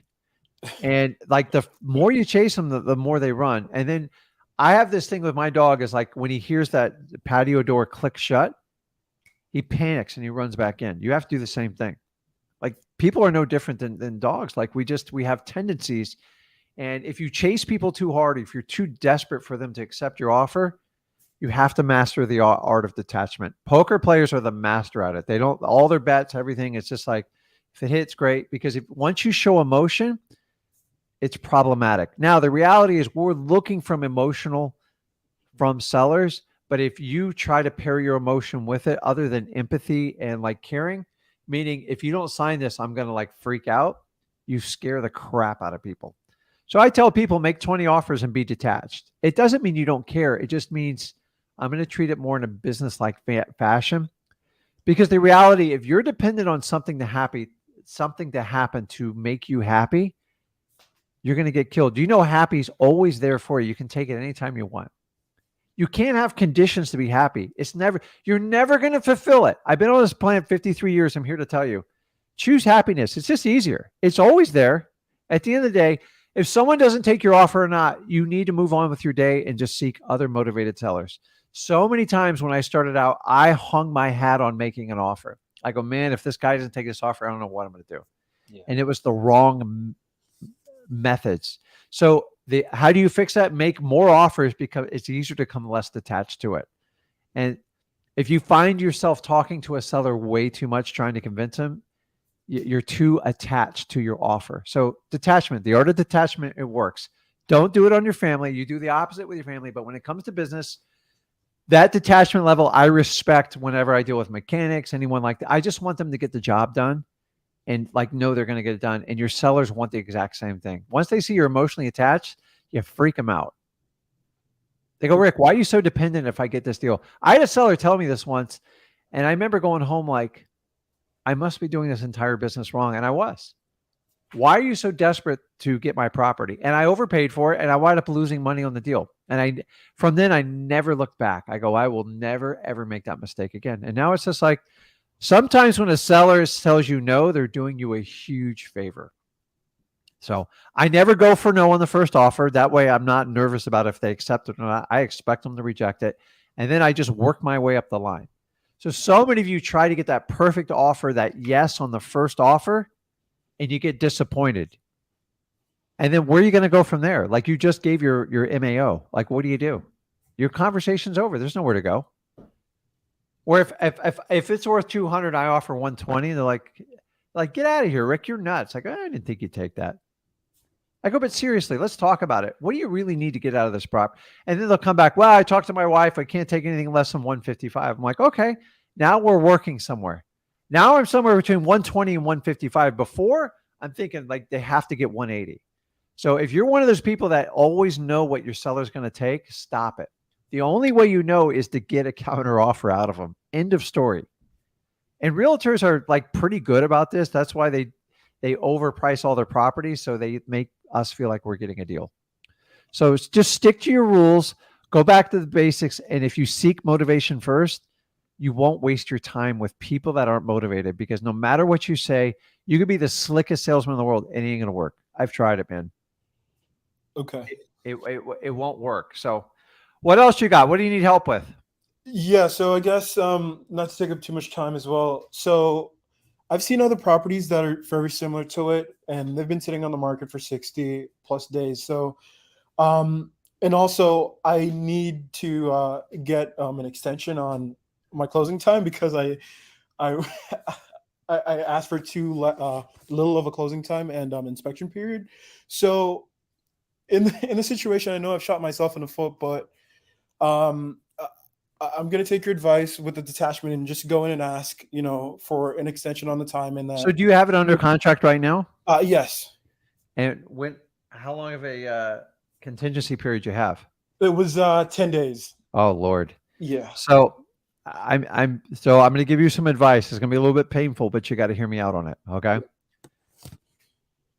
You don't even know how much of a discount you need, do you? Or if you even need one. Yeah, no, I don't know. So sometimes when I don't know, or like I spend a lot of time with cash buyers. That's what you guys, if that's the one thing you understand, I've been doing this 20 years. Your cash buyers will give you the confidence because they are your ultimate customers to see what you need to buy properties for. Stop letting everybody else tell you what you need to buy it for. The 70% rule, any of that crap. Find out what people will pay for stuff and then just reverse engineer it. That's number one in the down market. Number two, if you have no idea, if you just ask for an extension, you're just probably going to be in the same boat 2 weeks from now, anyways. Oh, I see what you're saying. Okay, so So here's the ultimate art of detachment, and this is really hard for people who've never done it before. I really struggle with this. Sometimes when I don't know, and maybe I was wrong, and maybe I made an emotional decision, I go just like, you're going to go, hey, can I get an extension? He or she's going to say why, and then you have to come up with some ridiculous. You really don't have a reason other than I don't have a cash buyer for it. So when you're way off base, a lot of times I'll just go in shotgun, and I'm going to use the art of detachment and go, listen, I got to cancel the contract, and I'm not going to say one more. Where do I send the cancellation over? And shut up. Why? I'm doing the same psychological move I do when I'm trying to buy the property. I'm trying to get a counter or a reject. You can't cancel on me. Why? Because now I can reverse check your motivation. Now we don't want to cancel it, but like, dude, you're so far off. So sometimes you go again, well, I'm calling you back. I need an extension of time and I need a $50,000 reduction. I guarantee you are going to get a hard freaking no. So if you go in and kind of go, listen, I just need to cancel the offer. I appreciate your time. Shut up. Don't say another word and go. Most of the time they go, hey, what's going on? Jason, like, I don't understand. Like, I was really depending on you buying this property and like, what do we got? And then I'm looking for words like this. What do I got to do to make this thing work? Okay. Like, how many painful conversations do you want? If you need an extension and you're going to need a reduction, honestly, you're better off going on the shotgun approach and just doing the detachment and go, listen, I got to cancel this contract. Where do you want me to send the release? And don't say another word. Don't overtalk it. And see if they go, okay, send it over here. Maybe that's the sign you just move on with your life. Okay. You see what I'm saying? Yeah. Because if you do it the other way, you need an extension, you need a price reduction, and you might have to do this 4 or 5 more times. They're only going to do it once with you anyways. And you're only going to get one. You're either going to get an extension or a price reduction. You're probably not going to get both. So an easy technique around that is just kind of a reverse psychology. It's like, listen, I need to cancel it. And then if they start to give you lip about it, then that opens the door to renegotiate and open the door about the deal. Because what are they going to do? They're just going to have to put it back on the market, right? And they're going to struggle with it again. Yeah. So that's why I don't want you guys putting properties under contract for the wrong price, because in a dog-tailing market, a lot of times you can sit around. Now, it's painful waiting for someone to understand they're never going to catch their tail. But letting them know you'll be there when you get fatigued and tired goes a long way. Guys, I've waited people out years. I don't care. I'll come back for money anytime. And then I go find people who want to work with me today, tomorrow, the next month, and so on. And if you do this business long enough, someone always calls you back the next day. Go, hey, Rick, you remember we talked to you 6 months? I'm ready to go. I'm like, oh my God. And it's the best feeling in the world. Nice. Because they accept reality. They give up and they go, listen, I got to move on. The house is trashed. I moved out. I can't afford it anymore. You were right, but you were brutally honest with me, Rick, and I appreciate it. And I want to do business with you. As opposed to all the investors that put everything under contract and they keep canceling. I love to find sellers that have had their properties under contract like 3 and 4 times. When I find that one, I want you guys to go just like this. Are you tired of playing the game? Just because they assume all wholesalers are full of crap. And I'm going to go, listen, I didn't put it under contract for this reason, but I let them do the dirty work for me. And when it gets down to the right price, then you can strike. Because once they get down there, they'll just not give it away, but like, what price moves this thing? I want it gone tomorrow. So let other people do the dirty work for you. It happens all the time. This is like an interesting market. And the people that are patient, you can still find motivated people today and make money. But the ones that are on the edge, don't go in and enter in the wrong contract price unless you really have an airtight strategy. Because you're better off it's not going anywhere, guys. People aren't chasing these properties down anymore. And it's only going to get worse. I looked at the numbers the other day. They're staggering in my market. The amount of inventory going on the market. There's too many properties. There's not enough buyers. It's like the perfect storm. Wow. And it's going to work out. So you don't want to be the guy who bought here when you could have been doing here, but you don't have to time the market. And you guys don't, meaning that just don't buy from the people here. Wait till they're done dog tailing and they're fatigued, then attack. Not attack, but help them out. Okay. And And then you'll find people that want to sell in between them, but don't sit there and engage the ones. You know, the rundown properties, you know it needs to get sold. Don't enter into a contract you know it's never going to work out. Now, if they'll give you a 3-month inspection period and like it's a little tighter than you want, you can make those work all day. But the people who need 7 and 14-day inspection periods, you just, when you can't fulfill it and you won't, you get kicked out of the line when they're ready to sell. Okay, my final question. I haven't made the EMD yet because I don't have it. Is there any recourse to that? Because it's been past the 3 days, you know, according to our agreement. So which contract did you use? The TREC, the 1 and 4, the 1 and 4. So I'm not going to give you legal advice here because I don't have the contract memorized. So you have to follow what was your EMD supposed to be? I think it was $1,300. I mean, you could have problems, dude. I'm not going to lie to you. So like, you got to understand, suing someone is a huge, whenever someone tells me they're going to sue me in real estate, they're either uneducated or they've never engaged a lawsuit. Lawsuits, I've been in a lawsuit. I'm actually working on one now. It's going on 8 years. 8 years, guys. Do you know how much money? Hundreds of thousands of dollars over a stupid dispute. And it's not if, it's just kind of when. I'm not doing this to scare you, but when you have properties that you don't think are like quite right, stick to the 2-page contract if you can. It just saves you, because the worst case scenario, your EMD and that's it. So you never want someone suing you on performance on a contract, because it can get painful. And so like if I use my state approved FAR contract, which is approved by the National Association of Realtors and the lawyers, you have to go through all these you have to go to mediation. It takes like a year to get there. And it's like a lot of work. So be very careful. So I would look at the contracts you're writing. Like I like the simple 2-page contract, but if you're going to use like a state approved contract, make sure you have your contingencies built in. You know, what happens for settlement? Like if you don't perform, you have to spell it out in there saying, in the worst case here, if I don't perform, the only thing you can hold me to is my EMD deposit. If you don't have that in writing, it's whatever the contract tells you is. And under most of these, you have to go to mediation. Now, it doesn't mean they're going to pursue you for it, but remember, if you burn a seller, they get upset with you. Like you've just got to learn. I've been there, dude. Like, trust me, I've made some mistakes when I was younger and doing this business. I just don't do it anymore. Remember, it's a legal binding contract. You guys got to understand what you're entering. If you don't pay attention to it, you got to, and if you think you're going to hide under a shell and like fix your problem, work with the seller, be cordial because you're at risk. Okay. So I would just say, listen, I can't fulfill this contract. It's just not going to work out for me. Most people want to release you out of the contract so they can sell it. So if they want to chase you down for EMD and all that other stuff, they have to consider doing a lis pendens on their property. And that means they have to obligate their property, but only scorned people sue you. You understand that? Think of anybody in the lawsuits all over the world. When people get hurt, feelings hurt, and they get upset and they think you lied and deceived them, they will consider suing you. So you have to avoid like doing that to people. So I would bend over backwards now, and you might want to even, I would just talk to them and I would get out of the contract, dude, because I think you're in over your head. I'm just being honest with you. Okay. If you've promised an EMD and you haven't delivered it, I just say, listen, I've got to get out of the contract. It doesn't work. I apologize, and make it painless as possible.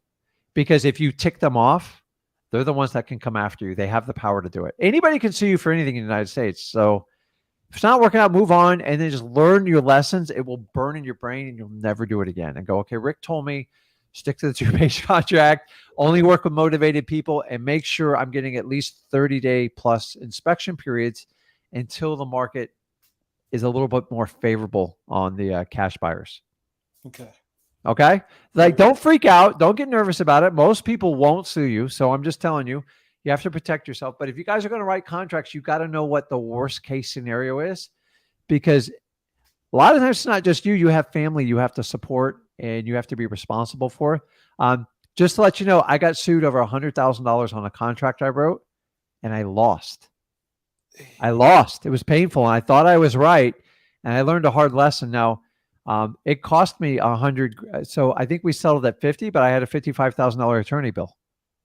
So I lost, and it was all over a dispute. And I thought it was minor, and I ignored it, and it blew up in my face, and I was embarrassed about it. This is in my first few years of wholesaling. And I tell you what, I'll never make that mistake again. It was an expensive mistake. Guys, don't write contracts you can't live up to because someone will eventually discipline you on it. And that's what realtors get lazy. That's why I hate novations.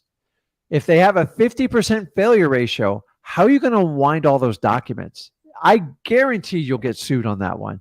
If you put my house under a novation and you didn't follow through and you made me sign all that paperwork, I would come nail your butt to the wall with a lawyer. It's so easy.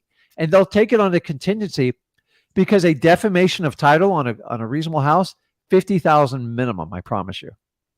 50,000 plus attorney's fees. So it could be $100,000 penalty. Why do you think I don't endorse novations for newbies?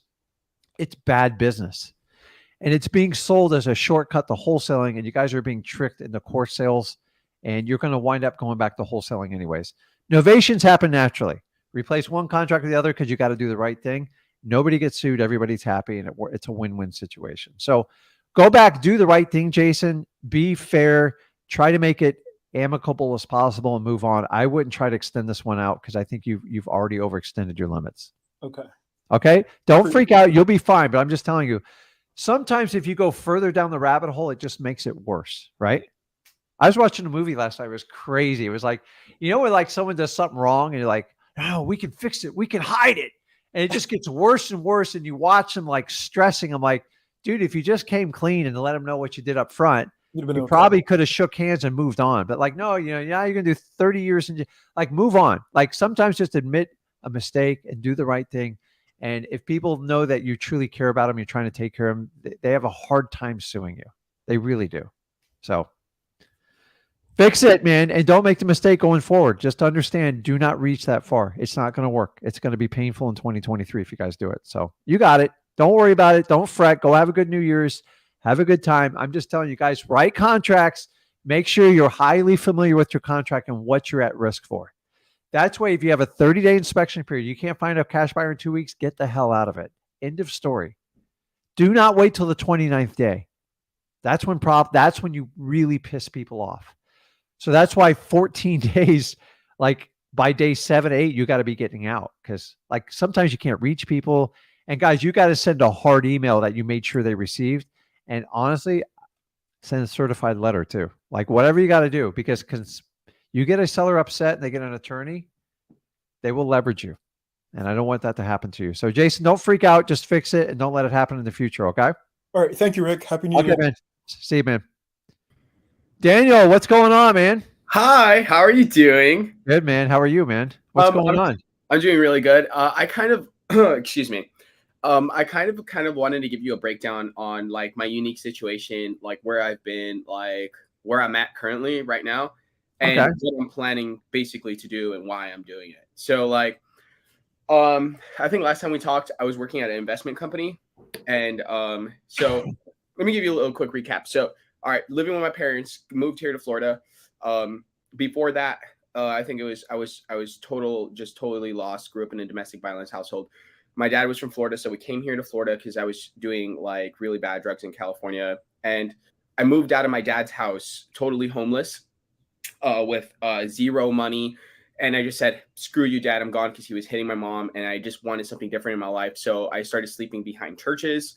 And then I got into this really bad, interaction with this guy I was living with. He was Colombian. He let me in his apartment. I was working a landscape job, and he almost stabbed me. So I left there homeless, and I came up with an idea. And I'm like, how about if I'm going to be homeless, it's going to be in a rich area. Knocked on a $2.5 million mansion. Some gay guy comes out. His name is Nate Carrick. Starts investing time, energy. Caucasian, really nice guy, really loving guy, and he's a businessman. So from the universe, that's so weird. He's a businessman, and he started funding me, like all the places, like funding me places to live for a whole month, and investing time and prioritizing my success. Okay, let me just fast forward a little quickly. He connected me to a bunch of other people, like Rob, this lawyer. They put me in this duplex, right, to live there with their grandson. Rob is like this millionaire and stuff like that. So I'm in this freaking duplex living with his grandson, only paying $450 a month, really good discount. and I decided to run to the library here in Winter Park, Florida, a very like nice area. I run to the library and I started grabbing all these real estate books, and I'm like, so my life, like all these real estate books, and then I learned about wholesaling. So I jumped in this like investment company with these fix and flippers, and I, met this guy in this R8, and that's when that whole year there, I think I made like $1 million in sales, and I think I made like 300 grand in one phone call off this Nelly Oak flip or whatever. Like this guy flipped his home. I got it for 450. He sold it for like 850. Only needed like 50K in repair. And that kind of like made me. And then what happened was they let me go. They did a cheap thing where they just let me go. They cut me off, and they're like, you just got to go. You whatever. You're not competent. I'm like, oh, okay, sure, buddy. Like, I'm not competent. Okay, whatever. So they ended up doing that thing where they let me go, and then simultaneously I lost my apartment because the guy who owned it, Rob, who gave me the lease there, he sold it, right? So he sold the duplex, and now I'm back to going home. I'm basically back homeless, right? So I'm like, oh God. So I called Bob, which is the guy that Nate connected me to in regards to my success, and Bob connected me to the lawyer. I told Bob, I'm like, hey, look, let me camp out at your place. And so I camped out at his place. Now I have zero expenses. I'm living here in his room. And I told him, because I'm like, the rents here in America are like $2,000. I'm like, you gotta tell me. I know. I'm like, I'm not going to work a 9 to 5. So I told him, I'm like, hey, look, how about this? You let me live here. Okay. And I'll get whatever, I'll get rich, I'll start a company. I'll start this company up. And then I read this book while I was in that apartment that got me into wholesaling. And it said, refer your services back to the company that you originally worked for, but as a business owner, based on performance rather than your time. So that's exactly what I did. I called back these guys and I said, hey, listen, I just lost my apartment. I lost a job. Like, let me sell you a deal. And they said, okay, fine, let's do this. Right. So, so now I'm over here living in this place. I'm living on Bob's place, and I am basically cold calling every day. And they started sending me lists, right? So they send me lists, and I'm using Bob's money to pay for Mojo, and I got like all these things going on, and I'm making phone calls every single day. And I trained the first employee, and I got a residual off. I guess he closed the deal. I trained him for 3 months, and he finally closed the deal. Oh, by the way, in this year is so weird. I've locked up over 10 or 11 different contracts, and I've never seen myself ever not close, right? And my partner keeps saying, it's the buyer's market, it's the crazy market, it's the real estate market or whatever. Okay, so let me tell you what I need, okay? And I really need your help. And my life is changing very quickly. And my views on money have changed like sporadically too. Like, I'm not even doing it for the money anymore. Like, now all I care about is kind of like changing my life and really just living a very beautiful life and being peaceful and being happy. And just like, my life is changing. Like, I think I cried in my restroom like 2 days ago. And what I want to do is now I'm doing everything for everybody else. So I want to make sure like I fulfill my potential, and everything that I do is for kind of like everybody else. So like Robert, like the guy letting me live here, I'm planning to pay off his mortgage and dip out. I'm just gonna go get lost in success, and the people that are giving me leads right now, like, I'm kind of want to just bring them deals, and we're going 50% right now on these deals and stuff like that. But this is where I need your help, Rick. I, like, as good as a person that I may be, like, and I'm like going 50-50 with these guys, and I'm doing everything that I'm doing, like, I still feel like I'm responsible for my financial success. So like, I don't want to be a blamer or justifier. So let's say, for example, like right now I get a deal, right?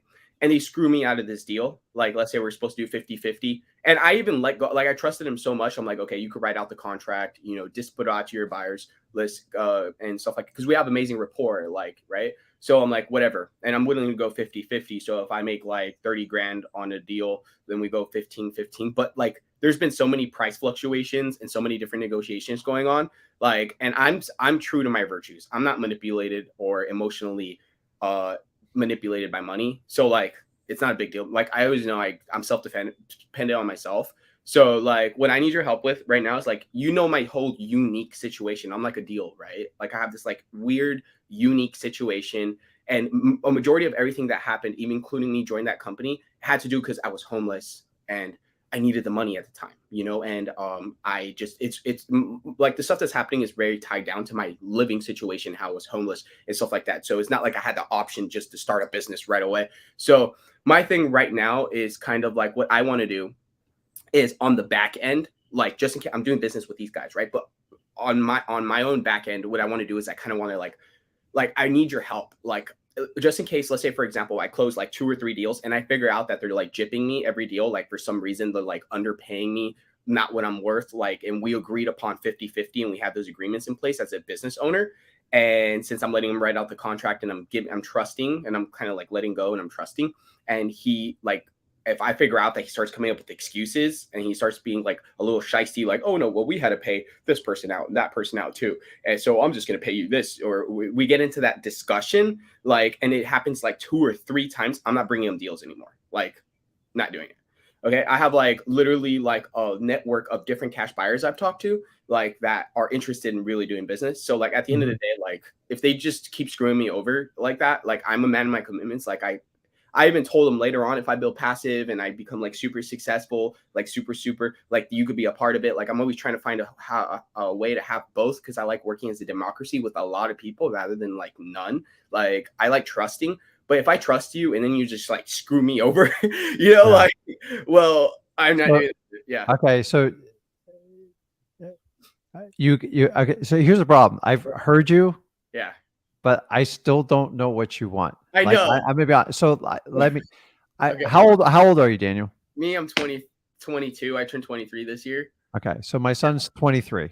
Okay. So I'm going to tell you a lot of what I told my son. And you've been through a lot. And don't get me wrong, you've done it wrong. Number one, you ever been diagnosed with ADHD? Yeah, I know. You have it. So listen, I'm dude. Okay.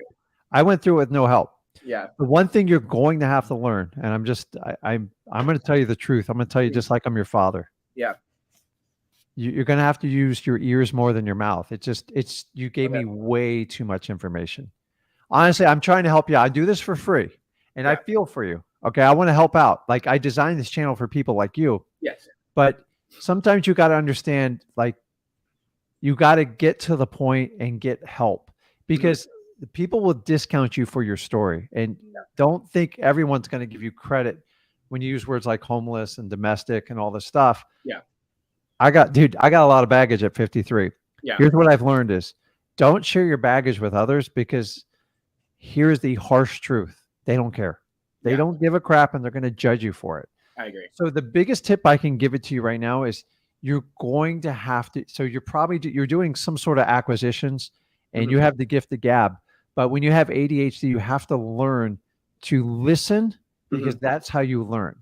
Yeah. The problem with a lot of what you told me, other than people prejudging you and not giving a crap, it's just the truth, is you're making promises. You're writing checks you can't cash. And I don't care about your age. Just focus on the deal at hand. Okay. You're worried about blowing up to some billion-dollar corporation, dude. I'm just telling you, like you're wasting your time on that stuff. Okay. You're making promises. You are, you're a very positive person. You want the best outcome for everything. Yes. And I'm here to tell you, number one, you have to take care of yourself first. You can't take care of everyone else. Number one, you're 22. You got some issues and you're dealing with them. So Tony Robbins was homeless. He went through the exact same thing. He's one of the greatest human beings ever created on this earth. So you use it as fuel for what you do. Stop over promising the world. Okay. Use your ears more and stop worrying about everybody screwing you. Okay. And just, here's how real estate works. Why I love wholesaling. Yeah. You get screwed on a deal, move on. Like if someone sticks it to you, go, listen, I made a mistake. I have to move on. And that's it. And you have to understand. And number two, when you have somebody standing in front of you who says, listen, I need your help. Yeah. Just ask the question. What is the question? Like you got to learn to ask the specific question, because we've been on 10 minutes. I still don't have a specific question. So you are going to use your ears more. You have to. I'm telling you, dude, way too much. If I was looking to hire you from acquisition manager, I would have cut you off. I just like, dude, this guy talks too much. He's never going to let the seller get their information across. So as an if you guys have ADHD out there, you got to learn to like grab your lips and shut up. So you notice the first 10 minutes, I just shut my mouth, because I think you would have gone on 30 minutes. And I'm telling you this from a love standpoint, not a hate. No, my son to this date said sometimes, shut up. And I listen, because I can learn from anybody. Yeah. But I remember talking to you from times in the past. So I'm familiar with you. That's why I kind of let you on here. I'm just telling you, dude, like take the stuff. What's your question? What can I help you out with? Yeah, no, I like Don't worry about it. Like I actually like I love. Okay. Question. No Okay. more words. If you don't ask a question, I'm going to take you off because I'm trying. No. Okay. I'm trying to teach you as got a you. teacher and like a Okay. mentor. I'm telling you, you Okay. can't do this with people. Okay. A lot of times I meet people, I go, you got 5 minutes to tell me what's going on. And if you Yeah. can't pitch me, like if you can't take my time valuable, why am I going to like spend energy with you? Yeah. And I'm telling you from a loving aspect, you have to, number one, you have to take care of yourself first. Stop trying to take care of everyone else around you. Yeah. Just pay. Don't worry about paying the guy's mortgage off. Just find a way to pay him rent. Okay. End of story. Yeah. And then if it works out after a couple years, you can do whatever you freaking want. Okay. And take care of the people that made your life easier. But I'm just here to tell you, you're Yes, sir. all over the board. Slow down, get a compass, navigate. And I'm telling you, when you talk, you start using your ears more. Yes, sir. So you should let people do 80% of the talking, and you have to construct 20% of just quality questions. So let's see if you got a question for me. Okay, so I was just wondering, like, will you like everything that you know now? Like, do you have any like recommendation of what should I do, like, to become like 10 times? Number first, get rid of the word like. It's terrible. To become more successful. Number one, what I want you to do is have a conversation with someone and record it. Okay. Like literally record it. I want you to play it back like 50 times. You're going to learn so much about your speech pattern. You don't know what you're saying. You just used the word like 6 times in one sentence. I have 3 cups of coffee. I know, but I'm just telling you, I want you to slow down, smell the roses. You're a smart guy. You got a lot of drive, but man, you need a lot. You got to channel the energy. You've got to make it work right. And you're like me, you get excited, dude. I was a spinning image of you at 22. I was all over the board. I didn't have as many problems as you did. Yeah. But I'm telling you, I went through a lot of hard shape and struggle with this. And you got to learn to like just shut your mouth sometimes. It's brutal. Okay. And then number 2, I want you to record how you talk. I'm It's recording okay to this right use now. filler words, but like sometimes when you can't gather your thoughts, just let some time go by. Mhm. I'd rather you give me a 5-second pause and say the word like to me again. Like. We all have words. I use okay a lot. I know that. Yeah. And I slow down.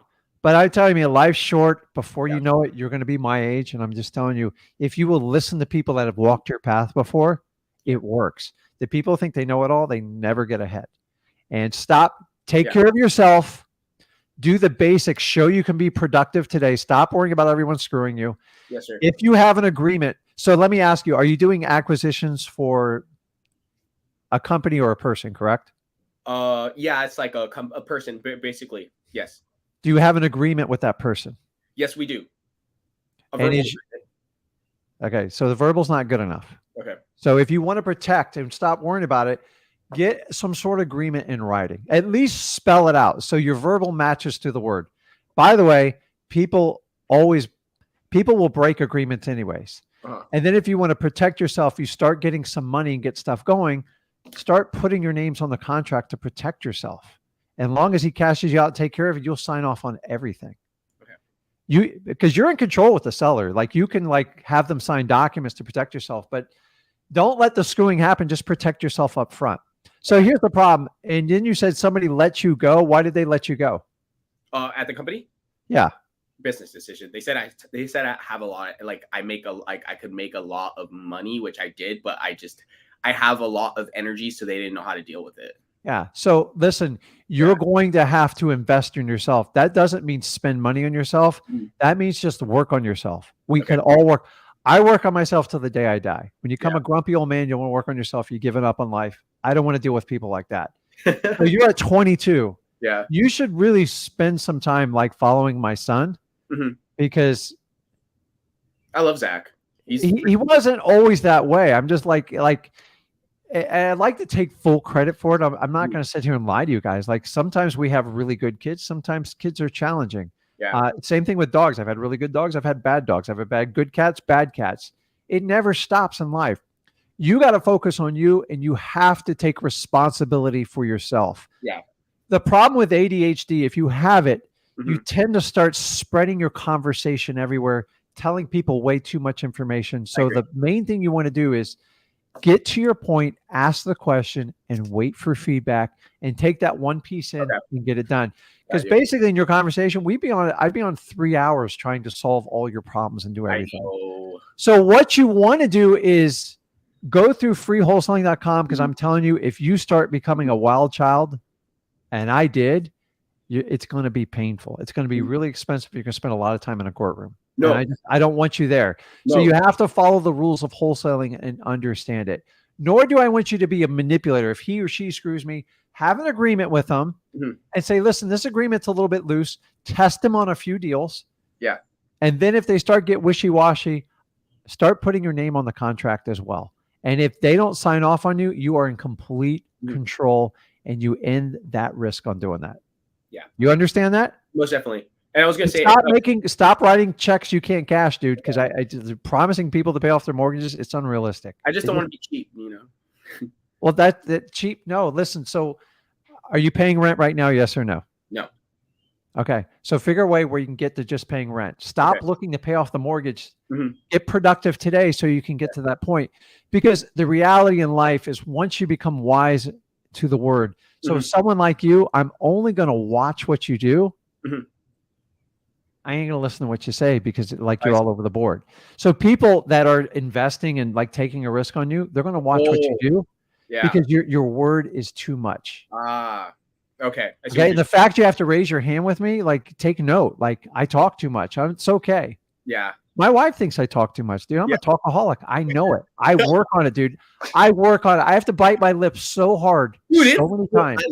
I love people. And you know what? But find a way to use your ADHD as a superpower, not as a hindrance. Don't let anybody label you. Don't do anything else with that. Is there anything I can help you with? Because I can't solve this on one phone. You're going to have to work on yourself. Yeah, I know. And look, I could do this. I could do this.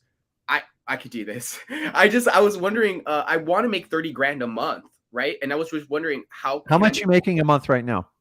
I haven't, it's only been 2 months, and I had to train a guy, so I haven't really closed my independent business deal just yet, and I haven't really used my potential. Okay, so Daniel, stop. Okay. I asked you a question. You're not giving me an answer. I can't help you if you're going to continue to do this. Zero. How much are you making per month right now? $0. Okay. So get to a realistic number that you can meet your living things and start on that journey. You're trying to get all the way to the end destination before you even started your journey. Yeah. And I commend you for it, but that's what we call dreamers. Yeah. And it's too much. Yeah. So come up with a 90-day plan and don't look past it. I want to pay rent and I want to get consistent income. I want to earn $5,000 a month. Start there. You're trying to chase down 30 and you're at 0. You'll get there. But I started with $1,000 a month, dude. I was like, that was my goal in wholesale. Like, can I make $1,000? Can I prove this theory right? Yeah. Okay. And stop. I'm just telling you, dude, you got to slow down. Okay. You got to breathe, and you've got to understand, I have a disability. I talk too much, but how can I turn it into my advantage? And you can do it by, number one, every conversation you have for the next 3 days, let them talk and don't answer until they ask you a question. It's going to hurt. It's going to be wildly uncomfortable. Dude, I've lived this. And I'm here to tell you, man, I love your energy, but if I met with you on an interview, I would discount you right away. I'm sorry. No, you don't need to apologize. I'm going to work on it, because Rick just said this. He's been in the business 20 years and he's telling me the truth. Can I say I'm telling you the truth. Sucks. This really disappoints me, because it disappoints me because I'm literally came here for your help, not me. I'm giving it to you. I'm giving you the help you need. You're trying to get help for 20 years down the future. Yeah. You need help right now. Yeah. And I'm telling you, just like I tell my son. Yeah. I used to sit with my son. He'd get all cocky in wrestling. He was good. Yeah. And then he would get up against someone that just outsmarted him. They weren't a better athlete. They weren't better. He just got cocky and he got arrogant and he got beat. And he's just and it was at costly times, elimination tournaments. Yeah. And every time, go back to the basics, get to the guy to the ground, flatten him down, and stop trying these these UFC moves and stuff like that. Just get it done. And when he did it, he always did the best. Yeah. And the minute he let his ego get into it, it was too. I did the same thing, dude. I was brutal. It took me a long time to mature in life. And I'm here to tell you, I'm going to sum this up for you. You've got to work on yourself. So the next 3 days, every conversation you have with someone, let them talk to you. Okay. Let them ask you a question. and they're going to appreciate you more because nobody likes someone who talks too much about themselves. It's just too much. You're right. It's just the truth. I I agree. learned this the hard way. I Yeah. burned a lot of relationships. And I thought my energy, I could overcome them. And to the point you overwhelm them and they're like, dude, this guy's bad news. Like we got to have to break. So slow down. Okay. Number 2, you're going to record yourself. Okay. Have a conversation on, hit record on your phone. There's all sorts of record buttons. Okay. And sit down. It's going to be painful. And sit down. And I want you to write it word for word what you say. And you're going to be in shock. We don't hear our own voices. And when you learn that, you're like, oh my God, like I'm going to take it. And when you get that lesson and you humble yourself, you're going to open up a world you didn't even know existed. Because my favorite thing now is when I go to a room of very high earners, I shut my mouth. I don't say one freaking word unless they ask me a question. Number 1, it's respect. And number 2, I can learn more from them. Me bragging them is a freaking waste of my time. Oh, yeah. And you guys think I do well? I sit in rooms with people earning $1 million a month. I'm just like, I'm in awe. I'm like, $1 million. Remember, I started earning $1,000 a month in wholesaling. Mhm. Okay. I consistently do $100K a month. Yeah. And I have a good time and I can do whatever I want. Mhm. Stop. You're trying to go all the way to the end destination. Until you take that first journey, you're never going to get there. And I'm just telling you, if you can solve these things, I'll work with you. So the next time you get on, if you don't take this stuff to warning, I ain't going to take you on because I think you think you know it all at 22. You don't, dude. I don't. And I'm going to agree with you. I don't know everything. I do have So slow down. Stop over promising people and just say, listen, I get it. I've had challenges before, but those are your fuel to get where you need to go. Yeah. Don't tell everyone your problem before because they're going to judge you on it. I see what you're saying. Yeah. Go, listen, I'm eager. I'm young. So what's your number 1 asset being at 22? My number 1 asset being 22 is that I basically got in real estate at a really young age. No. Okay. You're enthusiastic. I'm enthusiastic. I'm excited to be around people. Yeah. And what I don't know, I'm going to make up and I'm just going to have the right attitude and right energy with you. Yeah. So sellers pick up on this. You have to mirror people. You're going to struggle mirroring people. Mm-hmm. So you have to slow down. Go find someone who's painfully slow that drives you nuts and just have a conversation. And you're going to feel like you crawl out of your skin. No, when it's about money, I mirror like an old lady. No, but like, listen, money comes by solving problems. Yeah. People who chase money first get their butt kicked. Yeah. So you have to sit down and spend time. Yeah. Number 1, start with the people who are carrying you for the most. So who's ever providing you rent, just sit down and have a sincere conversation. I appreciate everything you're doing. And my goal over the next 30 or 90 days is to get you up to a respectable rent level. Okay. And I want you to hold me accountable for that. The minute you promise like someone's mortgage, I'd look at you like, is this guy crazy? Like, what's he doing? It doesn't seem normal. And I'm just telling you, most people can't wrap their head around what you're saying with that. So you need to start with the basics, man, because you're over promising, writing checks you can't cash just turns people off. Okay. And listen, if you want to let people intimately, you just let hundreds of people know your personal story, which I appreciate being vulnerable, but like after a while, you're like, boy, you seem to have like constant problems. Mm-hmm. A lot of times, you know, the guy who gets married like 4 or 5 times. Yeah. I go, maybe it's you. Maybe it's not all these other women or guys or whatever it is. And that it's just the truth. And sometimes, dude, my wife's been with me almost 30 years, dude. Like sometimes she goes, I know you better than anyone. Yeah. You need to, and like, okay, it's hard, man. It's hard. You got to work on yourself first, man.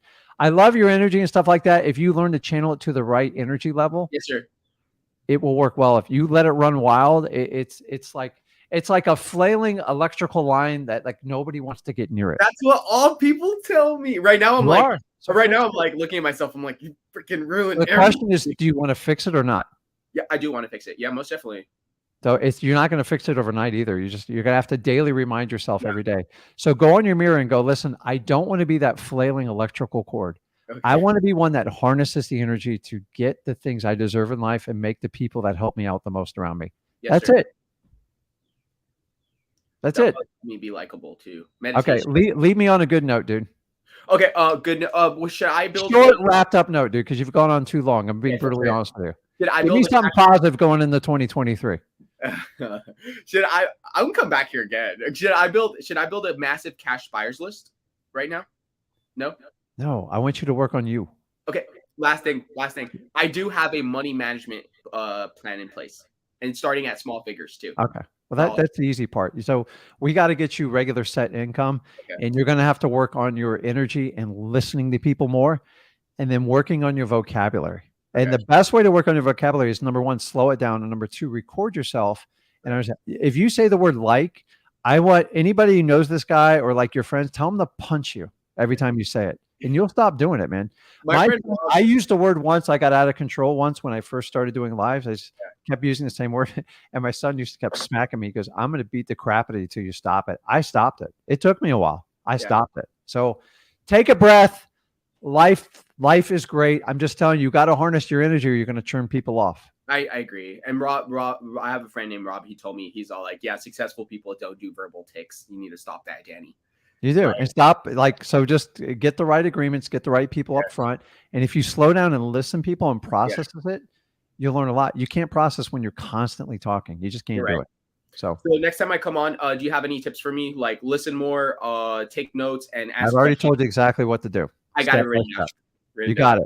I need you to do that. When you come on, I'm going to test the crap out of you. Yes, sir. Most Okay, definitely. man. Thank you. Appreciate you, Rick. And tell Zach I said what's up. I will. Okay. So guys, so the beauty of me doing what I do is, number one, I've raised kids. Number two, my business partner is my son. So I have unique experience in this stuff, and we all learn. There's so much stuff I learned from my son that I take to heart. The minute you think you know it all in anything, you're in trouble. When I was in my early 20s, I freaking knew it all.